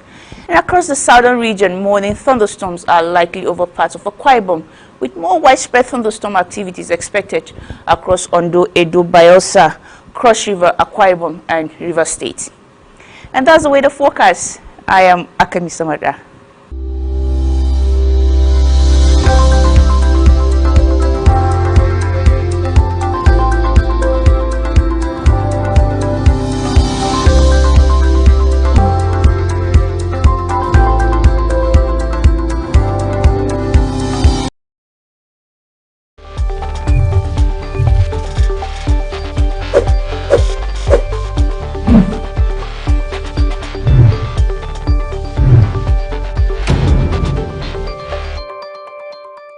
New Imo is on the rise.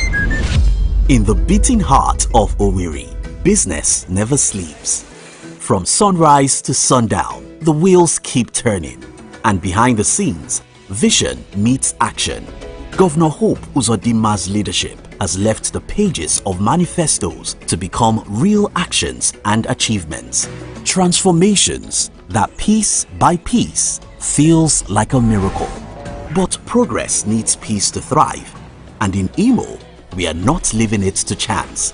From land to sky to river deep, guardians are always watching, protecting dreams and opportunities.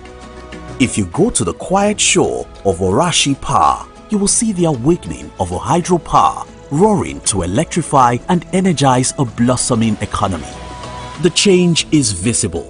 The heartland of the East is under construction as new roads are threading together once forgotten places. Industry is humming again and communities are alive. At the center of it all, a digital revolution is rising. A new ministry with a new mission. Not just cables and codes, but capacity. 500,000 young minds trained each year to build a digital future. And as Orashi Power goes up, so does Imo, lifting with it the hopes of a hard-working people. A new Imo is on the rise.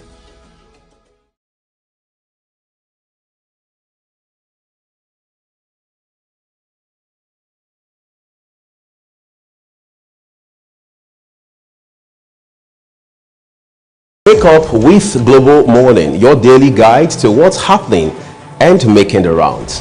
We delve into headlines, newspaper reviews, spot-on analysis, policies, current events, real talk, real issues that affect us all. From the latest trends to the debate, every topic, every angle, Global Morning is where it all starts.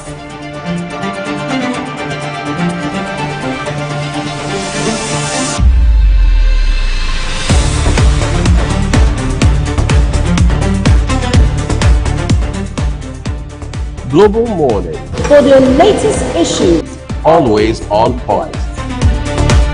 Watch Global Morning Monday to Friday at 7 a.m.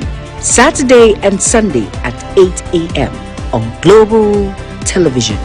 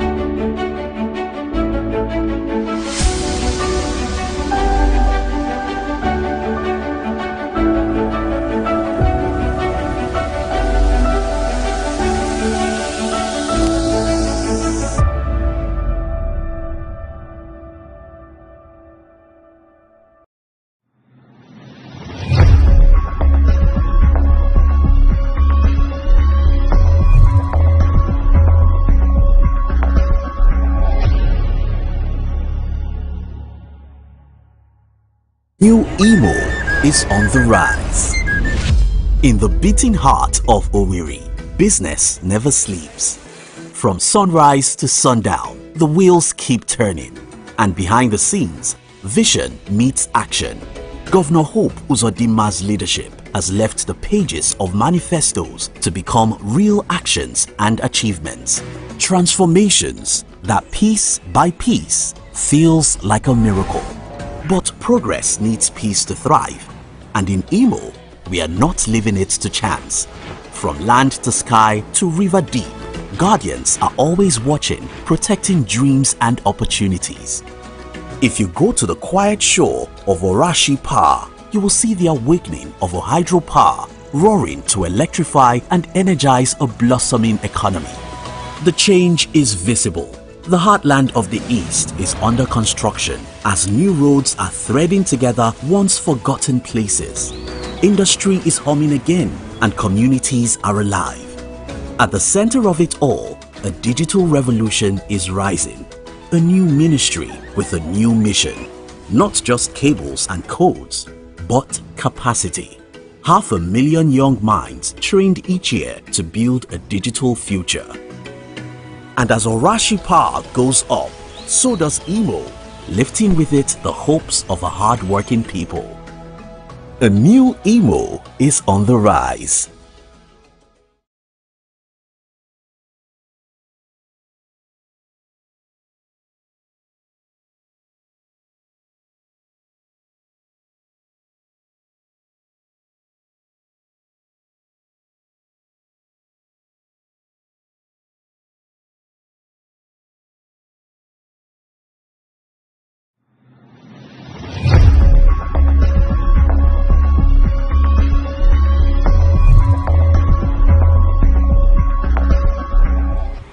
Thank you for joining us. Here is a look at the weather outlook as we head into Saturday.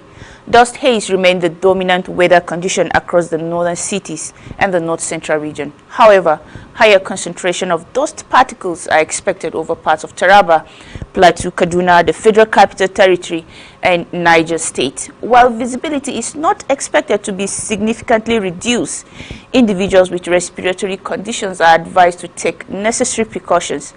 And across the southern region, morning thunderstorms are likely over parts of Akwa Ibom, with more widespread thunderstorm activities expected across Ondo, Edo, Bayelsa, Cross River, Akwa Ibom, and River State. And that's the weather forecast. I am Akemi Samada.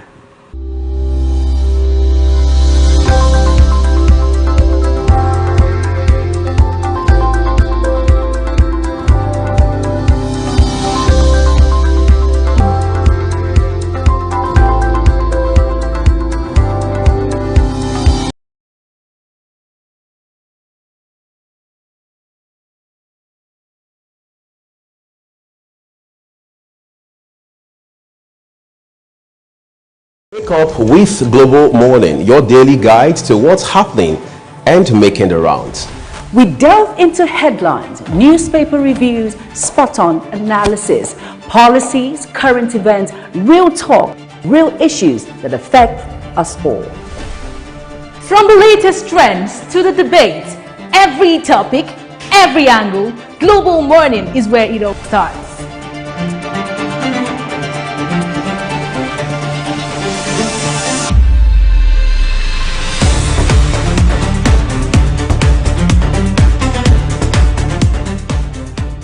Global Morning, For the latest issues, always on point. Watch Global Morning Monday to Friday at 7 a.m. Saturday and Sunday at 8 a.m. on Global Television.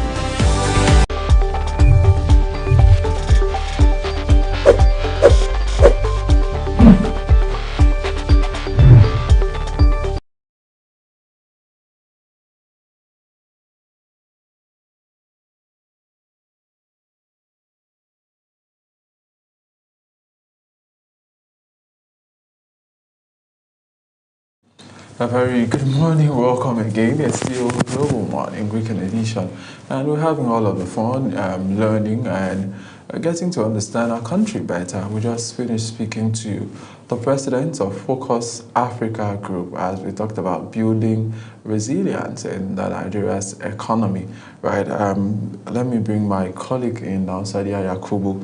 We're talking about building resilience, and he mentioned quite a many number of things as to how you can survive in this economy the economy is not smiling, like people say. Yeah.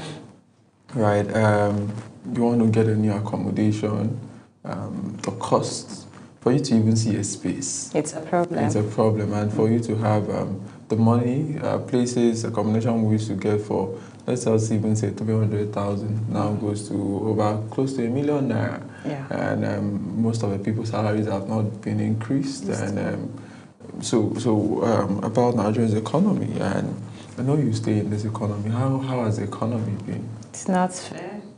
It's not sweet. But we are here. But we are here. We'll keep pushing. We'll keep pushing. Yes, yeah. we'll keep pushing and keep hoping that one day it gets better. All right. For someone that needs a moderate house, average house for average Nigeria now, you'd have to look from 1 million above for a decent house. Right. So you now ask yourself, how much is the minimum wage? Yes. How much are you earning? Yeah. If you except even if when you're doing business, what is the cost of importation? What is the cost of production? Yeah. Transportation for your business, because you need to move your goods from one place to the other, and all of that. So the economy at this time is quite. Very stressful. And for those who have families, you have to send money back home. You have to pay off for your family members. You have to pay children's school fees, fix hair. You have health bills. Sorry. iPhone is not a necessity. That's a company you're not supposed to mention. Buy phones. Yes. It's not a necessity. It's not a necessity. For me, if you just have whatever you feel you can afford, just get it. But your expectation shouldn't be high. For maybe I'm earning maybe 300,000. I have mom and siblings. I have parents. Let me just say I have parents. Instead of saying mom, I have friends. I have my own self to take care of. All right. I have bills. I'm staying in a rented apartment. I will definitely pay. So me going to purchase an iPhone at the end of the day, coming to start begging someone like you or another friend, please send me urgent 2K, or I need to do some stuff. I don't have the money. But then I'm holding a very expensive phone. It doesn't make sense. Right. So to me, it's better I get a simple phone that is less expensive compared to the iPhone we are all using, the Apple phone we are using, all right? I'll just get a lesser phone, and then I'll split that money into two rather. I'll get a lesser phone, yes, and then use the remaining money to do something meaningful, let's say business. I'll start from somewhere and I'll keep pushing. When I get there, I'll buy what I want to buy. I think, and it's also particularly very difficult for those who may be trying to relocate relocate to cities in this economy, and you do not have anybody, right? Yeah. You've not gotten a job yet, you don't have somebody who's giving you firm assurance, come and stay with me, and you just say, I want to go to this place. That means your house is a bridge. You sleep under the bridge. Right. You buy and feed, do everything under the bridge, because for you to relocate without having anybody in that city, it's not that you're going for a job interview, you don't have friends there. You will either sleep under the bridge or the garage, the car parks. Unless if you have one. Yes, that's the truth. That's the truth. You can now, because of the insecurity issues we are having, you can just go and knock on someone's door that, please, I'm from so place, I just relocated, I don't have anybody in this state, please help me, I want to stay with you for like... It doesn't make sense. Where are you coming from? Before you know, they will call police to arrest you. Right.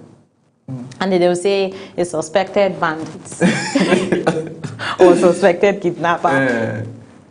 So it's and you're innocent. So it's very difficult. If you know you don't have anybody in that particular state or particular city, remain where you are until you get someone there. Or save enough money. Or save enough money. Or you can even stay where you are. Stay where you and are. look for a job. Yes. In that particular place. Depending on when you get to meet someone or know someone in that very city you want to relocate to. But you don't just wake up in the morning and then you relocate in this harsh economy and where we have insecurity issues all over the country. You just relocate. And then you think you just go and knock on someone's door, and then the person will open the door and say, okay, come in, I'll give you shelter. and every other thing. It's not possible. You know, some person may even say, don't worry, I'll come and stay for 2-3 days. That's if you know someone there. 2-3 days, my sister. No, if you bring in this issue now, that means the person knows someone there. Just like maybe me coming to your state now, I know you are from Akwa Ibom. You can stay in the family. So if I get there, I'll say, oh, but I'm staying for 2 days. Your mom, if I stay 1, 2, 3, 4, they'll be expecting, it's time to leave. You're still staying. You know, we Nigerians, we have this attitude of, you will stay, you're welcome. They'll start giving you attitude that you yourself will know that, I'm supposed to leave. It's time for me to leave. So don't overstay your welcome wherever you go to. Try as much as possible to keep to that 2 days. If you tell them 2 days, let that 2 days be 2 days. And if there is any, if there is something that, if you have any emergency, and so maybe something comes up, they tell them, please, I'll be staying extra, so because something came up that I need to fix. At least it's understandable. But you locate it where you don't have anybody, because you feel you want to make it, you're going to in search of greener pasture. Please, my brother, my sister, don't try it now. Yeah, I think even also making requests on people unnecessarily this period is not human. You know, the request aspects. No, I mean consistently. I know, that's what I want to tell you. You know, if someone requests something like yesterday, I was just on my own. No, early this month, right? A friend called me. I was like, they broke their store. That they need to, all she needs now is 13,000 to buy coupons. I said, all right, for now, I'm not financially okay. I have some things I need to trash out. So if I should remove anything from that money, you'll be throwing me back. So please just give me time. I'll give you something out of that 13. I'm not promising to give you the 13. Only for me to see a text message just say that, she has gone to borrow 13,000, I should come and pay. Do you understand? Do you get it? I just explained something to you that I'm not balanced. Allow me to balance. I'll give you something out of it at my own convenient time. So continue struggling. When I feel it's time for me to give, I will give you. You don't even know if I'm even giving you the 13 that you requested or above the 13. But you shouldn't go and start borrowing money, lending money from other people, coming to tell me that, hey, I've gone to collect that money. When are you paying? As per how. So if people keep requesting and you keep giving, if they keep requesting and you keep giving, don't start that journey. Don't even start it. Right. It's good to help. Yeah, it's good to help. If you feel you want to help someone, maybe once in a while. If I should come to you now, I need something. Please help me with it. You give me today. I will come tomorrow. I need something. You give me. I still come again. I keep coming back, making it a regular attitude of me coming back to always request from you. You get tired now. Right. And the day you don't give me, I will see you as an enemy then. I will say, look at Ubong Usoro. Is it because God has answered your prayer? And then you're doing like this because I'm asking for just common 2,000 naira. Forgetting that you used to give me before. Let me even tell you a story now, because we have all of the time. One of these days, some months ago, I was coming back from work in my estate, and just close to my house, I saw this young man. He's built his own house there, right? Fine. And he came in, he just said, Oga mi abego, no eating his money, that. Somebody that has a house, and I should just give him something. I felt okay. It's fine. You did. As a My human. dear sister. Can you believe that on a Sunday, he came after the hard work, you know the work we do now, how stressful the work can do. You need your stress. Take it now. I was just trying to see if I can get some hours of rest. I still work on Sunday. Only for this young man creature. Come stop knocking on my door, and came out and said, please, he needs help. I said, I don't understand. From where to where? I said, from where to where? Like, how did this happen? you met me the other time I did. Does that make it responsible? And you even had to come to my house. Yeah. When did this relationship start? Because I don't understand. Please, I take offense seriously from this, and it's because you've not offended me before. That's why I'm keeping quiet. But please, don't offend me again because you don't like to see the reaction. And but I kept thinking about it. What would have the boldness for me?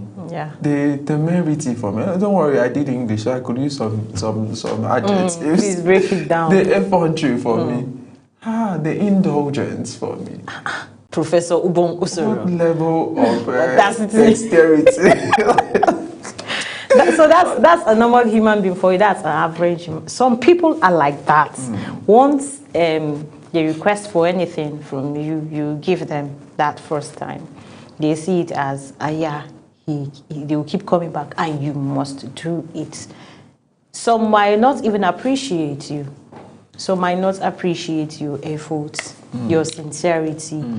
You felt, I'm a human being. I can also be in this person's shoe someday.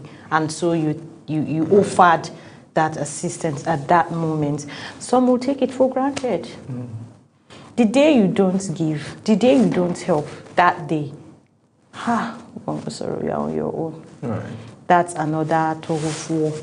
Like you've opened another battlefield, battleground for you and that person.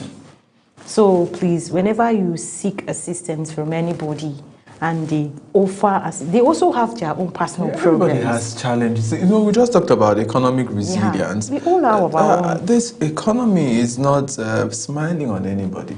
So if you go to anybody, knock on anybody's door, and they opened and then tell you, please, this is it, and they welcome you and then give you that assistance for that first time, to me, get your shoes on, work hard so that you won't go back there knocking on that same door or another door. Right. Talk more of, if I refuse to give you that assistance, you pick offense. There's something I believe, and that has been the philosophy that has been the driving force behind me. It's one philosophy that is, I can, as far as it is legitimate, I can do anything to take care of myself and to make money. Money, yes. Right. Back then in school, I attended Bible school once, and it was quite. It was one of the things that our leader used to really tell us. Say, except it is sin. The only thing you should be ashamed of is sin. Yes. But you see something to make money. Do it. Legitimate. Yeah. Something that will give you food at the end of the day. Doesn't matter if people laugh at you, because just do it. You're taking care of yourself. Yes, they are laughing at you today. They will come back and beg you tomorrow. If you have to get your hands dirty, get your hands dirty, and then feed yourself. Yeah. I remember, I say this all of the time.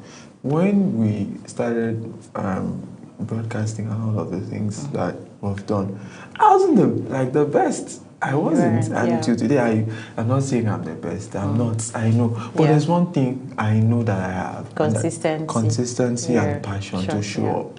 Yeah. And over time, this trumps even talents, because you could have all of the talent. If you're not ready to show up, the person will choose somebody who's always available and is ready to learn. Yeah. Right? So those are the constant denominator that you... Because like the person I mentioned, you're a young man. Yeah. You have hands. You have legs. You have eyes, you have nose. And you do nothing, do little or nothing. You sit in the house from morning till night, go around looking for people to beg. It doesn't work that way. And I know, but for both genders right now, these days, it's for both genders. There are ladies who sit down from morning till night, do nothing. What you do. Whatever you do that it's what you do. Whatever you do that it's legitimate. It's real hustle. All right? Something that in my religion we call it haram. All right? Something that it's haram is not what you're doing to meet your ends needs. All right? Display what you're doing, your source of income. If it's a business, always display your business. Use that opportunity to always tell people, this is what I do. Consistency. and passion will go hand in hand. This will stop you from always knocking on people's door. Always call. If I should call you now, you know, this is my friend. It's a job-related issue. All right. All right. Unlike, compared to if you see my call today, tomorrow, 247, I'm always calling you. It will get to a point that I say, Kai, this guy is always requesting, please, I don't want to pick this call. People will ignore your call. Right. Oh, limit Joe, I have my own problems to think about. And truly they don't bring yours to me. You are a complete human being. You have hands, you have legs, you can walk, you have head, and you have a brain to think. Think around, okay, maybe you are, let me use the word beg. All right, you're a beggar. I'm just using that word for an example.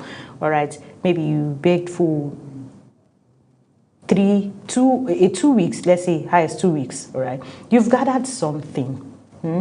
You've gathered something. That thing that you've gathered, that amount of money that you've gathered, you can use it to start up a business. You know that there are persons today that are actually professional in what this thing that we're talking about. They will go to Gariki. They'll stand at Gariki, and anybody that passes, they'll say, please, I don't have transport. I saw, you see them too. I see them. They meet me a lot. I don't know why. Maybe because I wear suits when I'm passing. I'll stop wearing these suits. Would have to go and check. Why is that they always go? I don't know, my dear. I don't know. The little thing I'm managing. Oh, please. They meet me a lot. You just say, hello, sir. Some of them are old enough to be your father. They now come and meet you. They say, hey, sir, please, I'm going to Lugogoma. That I just noticed that I forgot my ATM card. Please, can you give me 1,000 to add for my transport to Lugogoma? What is my business with Lugogoma with you? Am I the one sending you to Lugogoma? So you can understand. So sometimes you even do it, right? The same person from here will now move to another place. Yes, from central area, move to area 1 and perpetrate those crimes. Perpetrate those fraudulent activities. You see, even as a child, I knew that I was not in support of it. I remember I went to a government school, and I said this everywhere. You know, those days where we still had good government schools, by the way. So we used to have this woman that would come to our class. She has hands, she has legs. She goes from class to class, you know, and she will just come and say, children, she speaks in Akwa Ibom, children, I'm your mother, things that please support your mother. Children, people will give her their lunch money, 15 naira, 100 naira, 20 there, and she gathers this money. So one day, one day I just came to a consciousness. I said, this woman has hands now. She has legs. As small as I wasn't that small, but I think it was in my SSS, is it 1 or 2, and I was class prefect one day. I used to allow her to come to me inside, but one day I just realized that I'm doing this woman a disservice. Because she has hands, she has legs. She cannot continue like this. Someone has to tell her the truth. Yeah, and that has to be you. And sadly, you don't have the truth. And sadly, it has to be me. So on the day she came, I told her, what are you doing here, She said, my child. I said, wait, before you become your child, you have hands, you have legs. These are children these are monies they buy granola, buy chin to eat those were the things we used to buy. These years, it's shawarma they buy in school. It's chin we bought now. And pure and sachet water. Yes, you throw this and press water, or you eat granola.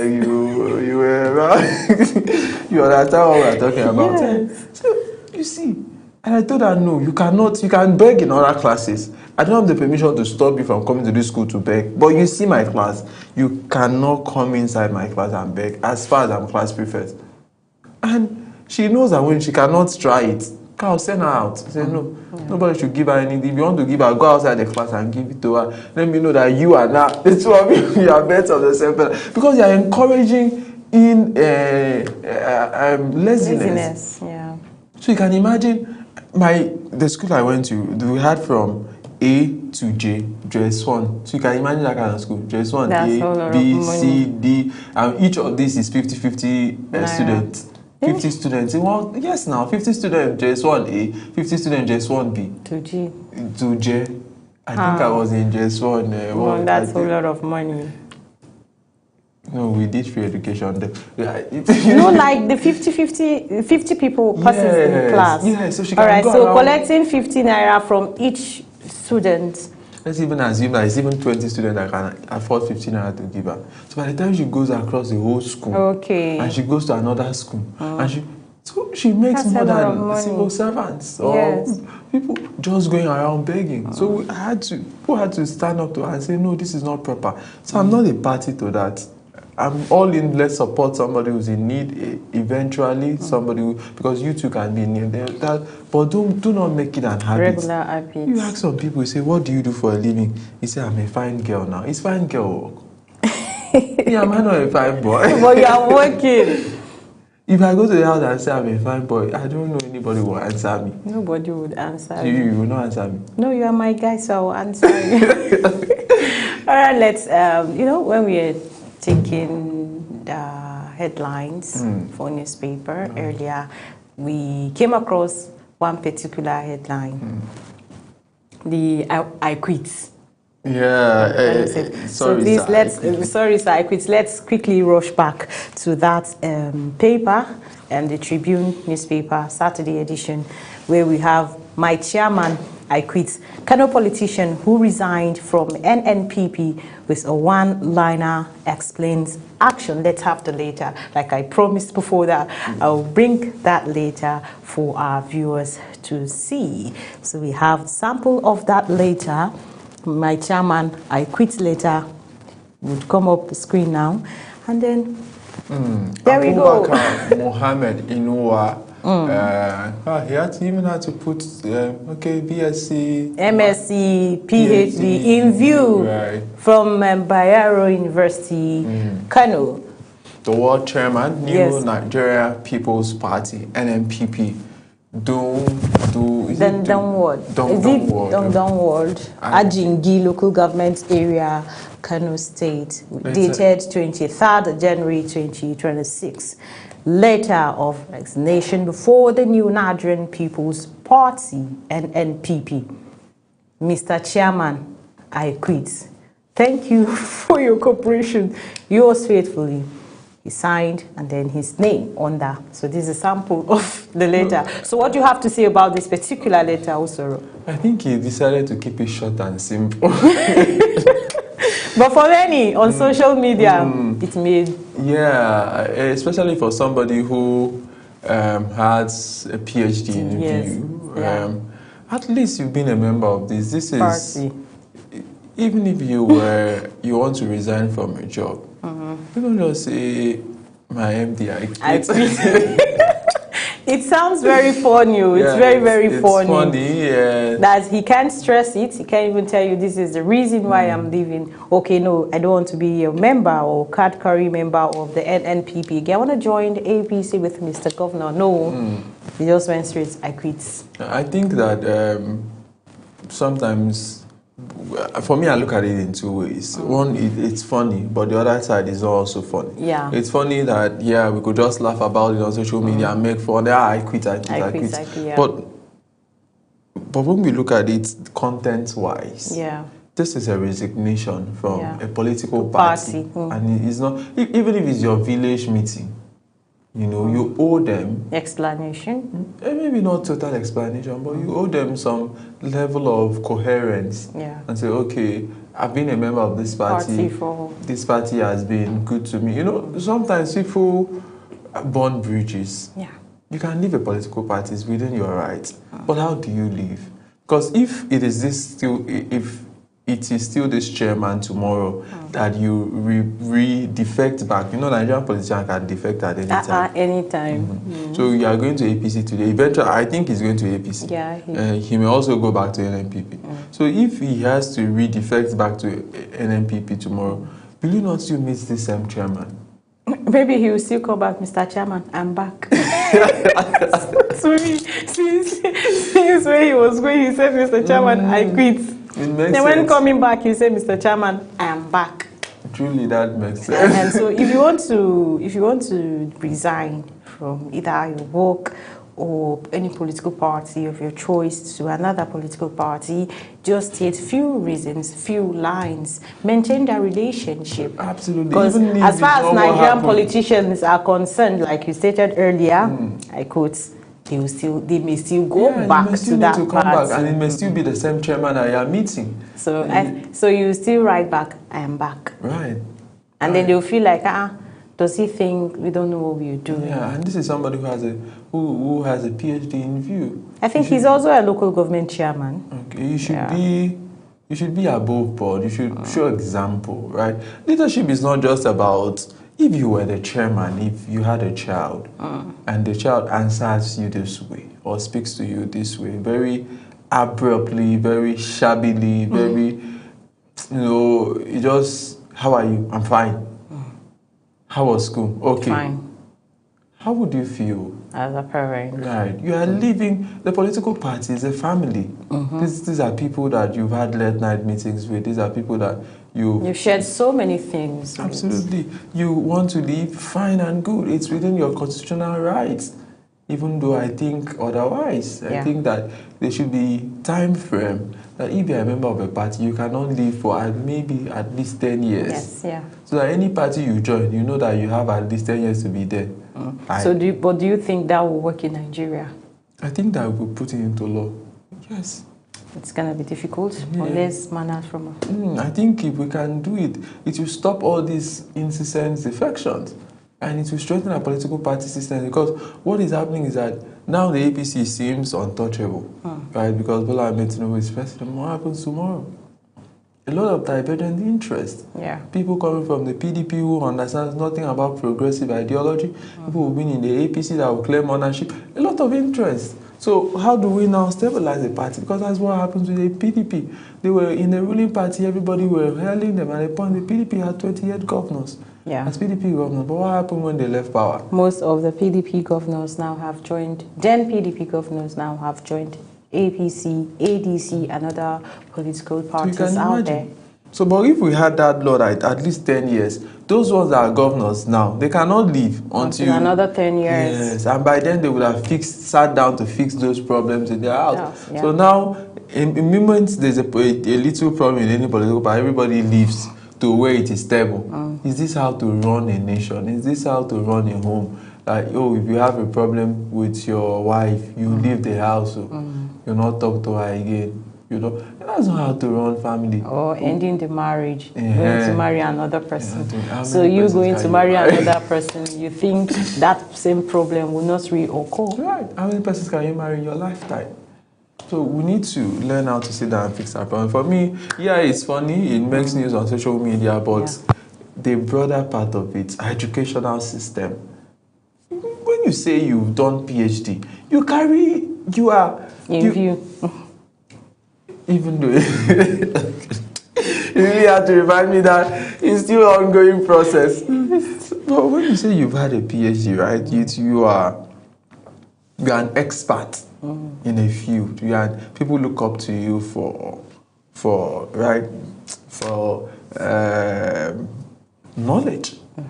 As a role model. Yeah, as an expert, expertise, what do you call it? Yeah. Right. So you're just saying, if it was your child that wrote this letter for you, how would you feel? He feels he doesn't have the time to start explaining. No, so let him just keep it short for him to... Yeah, but they are. Maybe because the NNPP now, after Kano, they don't have any other state. Yes. So you look them less. Yes, and then you come into APC. But then you joining the ruling party or any other party, your previous political party, what have you done?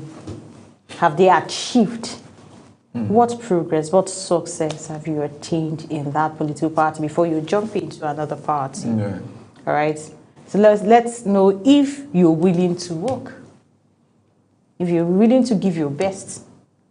Just like the Kano State Governor now. He gave his best in Kano. He tried. With NNPP? Yes, in the NNPP. He did some projects that I don't want to talk about them now. I don't want them to start feeling maybe I'm picking side or taking side. No, I'm not a politician. All right, I don't do politics. But there are things that... You've been to Kano severally? Yes. When did I even leave Kano? I left Kano, I think, like 2-3 years back. So since he has joined the APC... colleagues from Kano. Yes, I have so many friends. To me, I have friends from Kano. Right. And I have family members there in Kano. So Kano is just like my second home. Right. So, but for the case of the governor, we've seen what he has done in Kano. You know, Kano is overpopulated. They have large populations there. So it won't be like something that would go around for everybody to feel, but something is there.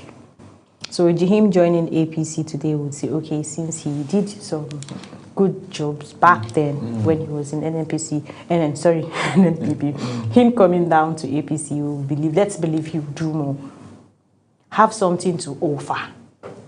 Not just coming to join a political party when you don't have anything to offer.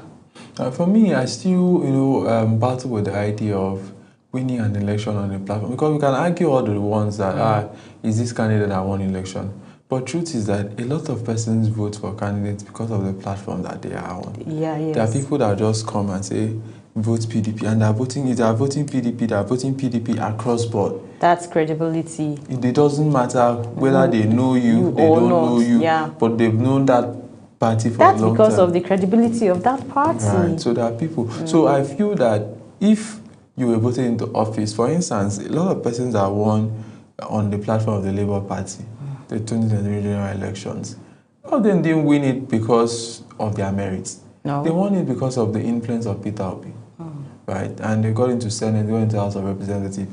So now you are taking that ticket and moving to another party.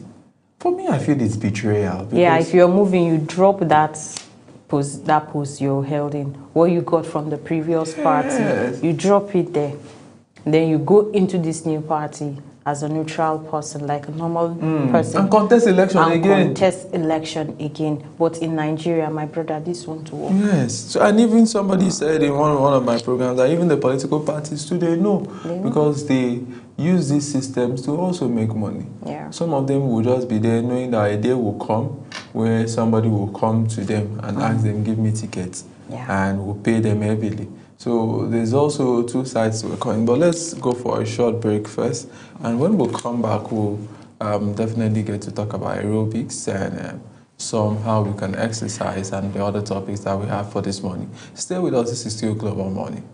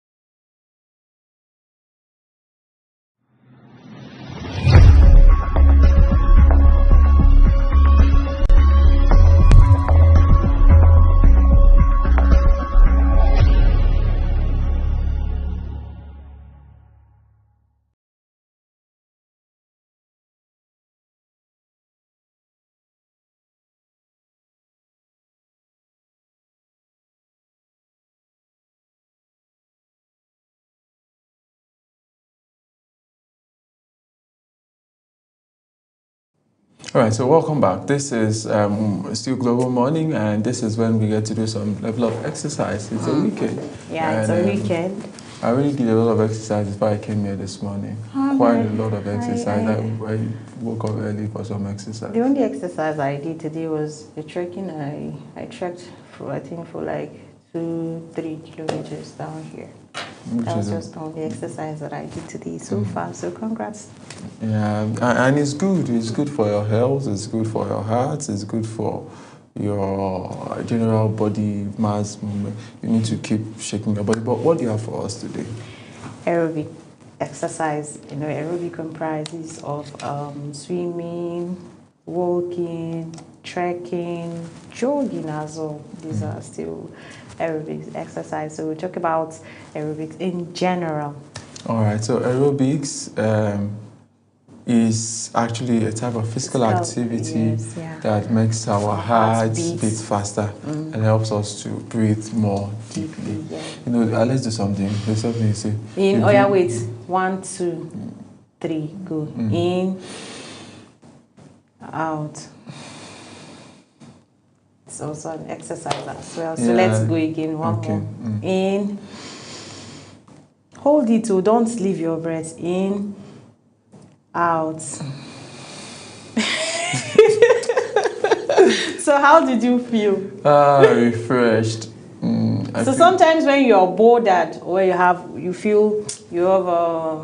feeling not too okay mentally, all right.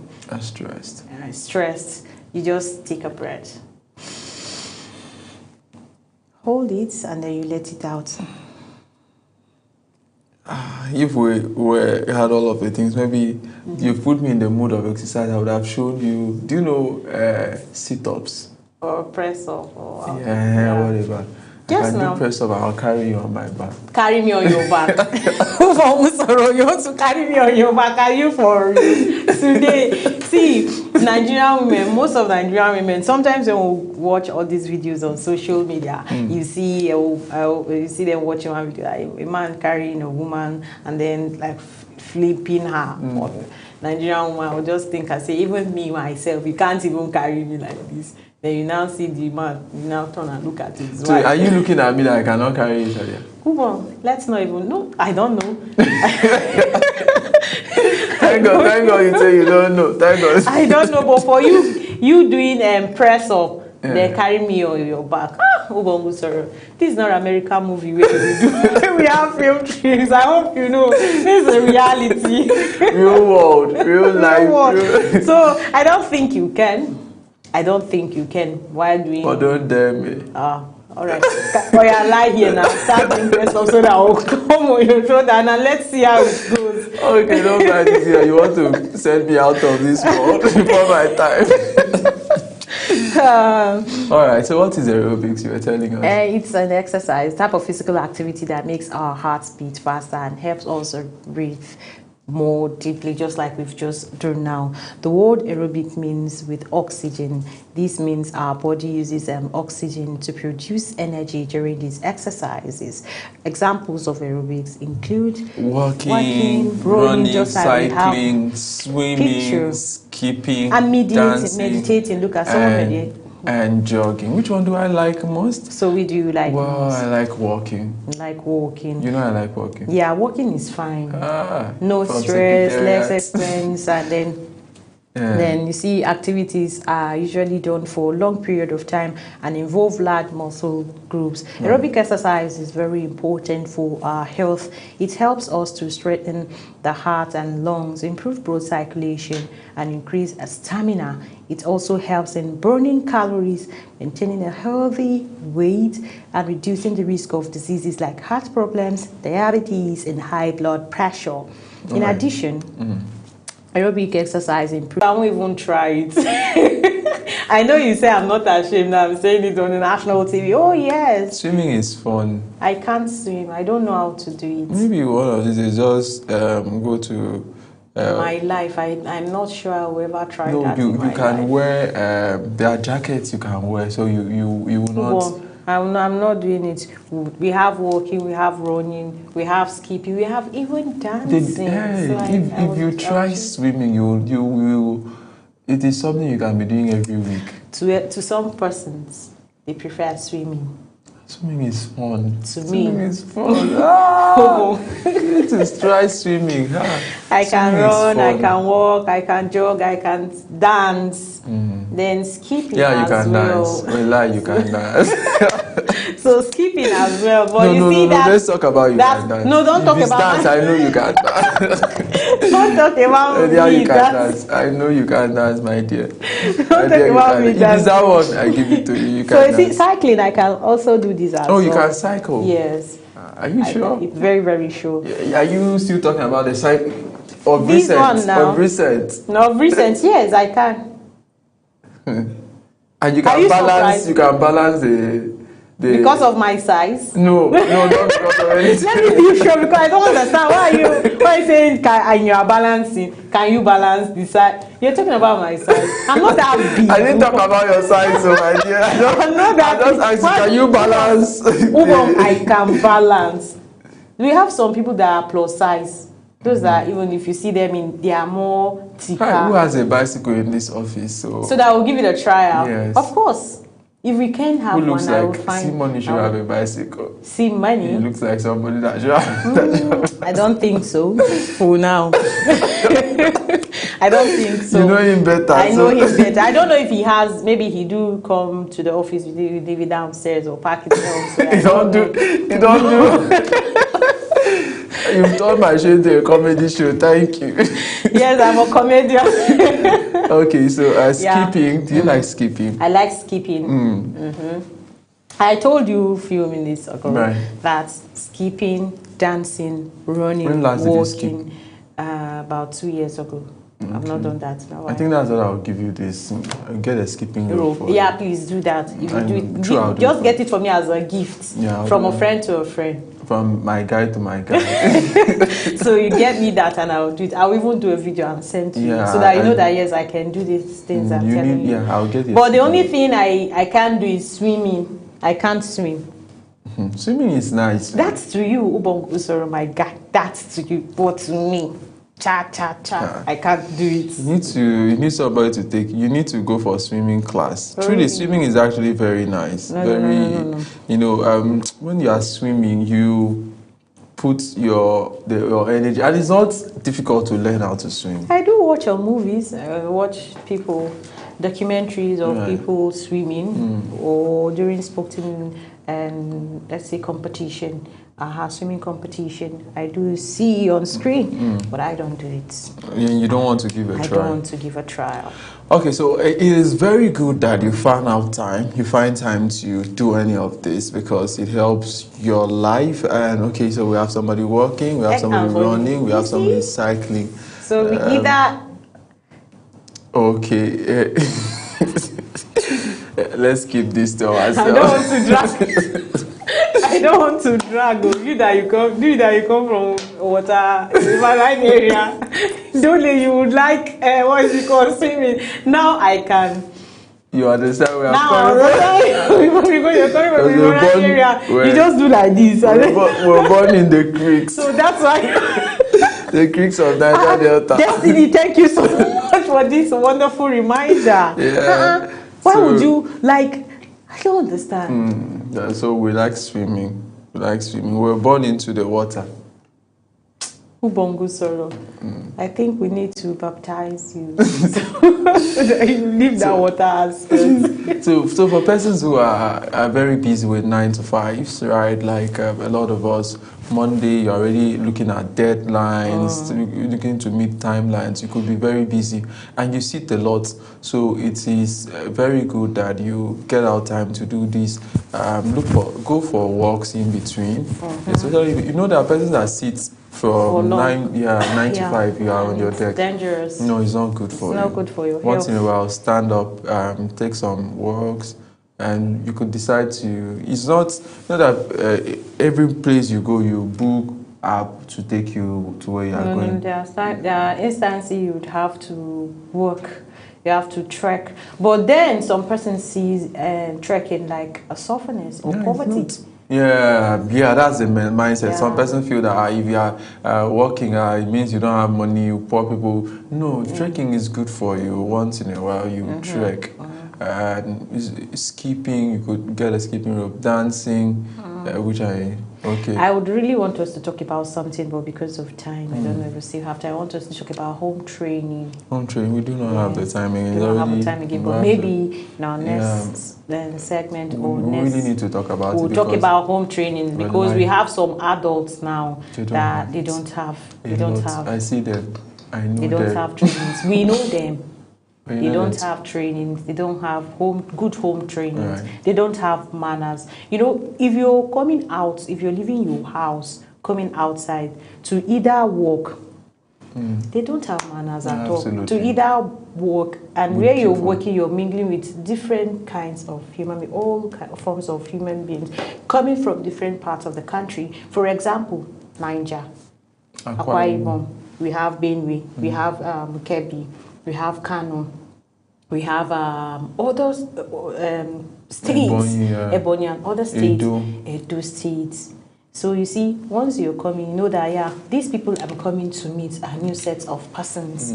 All right. How do you maintain relationship with these people? It's a problem for some people. Yeah, I think it's very apt that we look for it there and talk about it. Some people are too rude. They have ego and pride. They're just, I don't know, the best word to use is they don't have they don't have good human relation. Right. Yeah, let me just use that poor word. social skills. Zero. Yeah, so I think we really, really need to hammer on this. I think true, absolutely. A lot of persons were not raised well.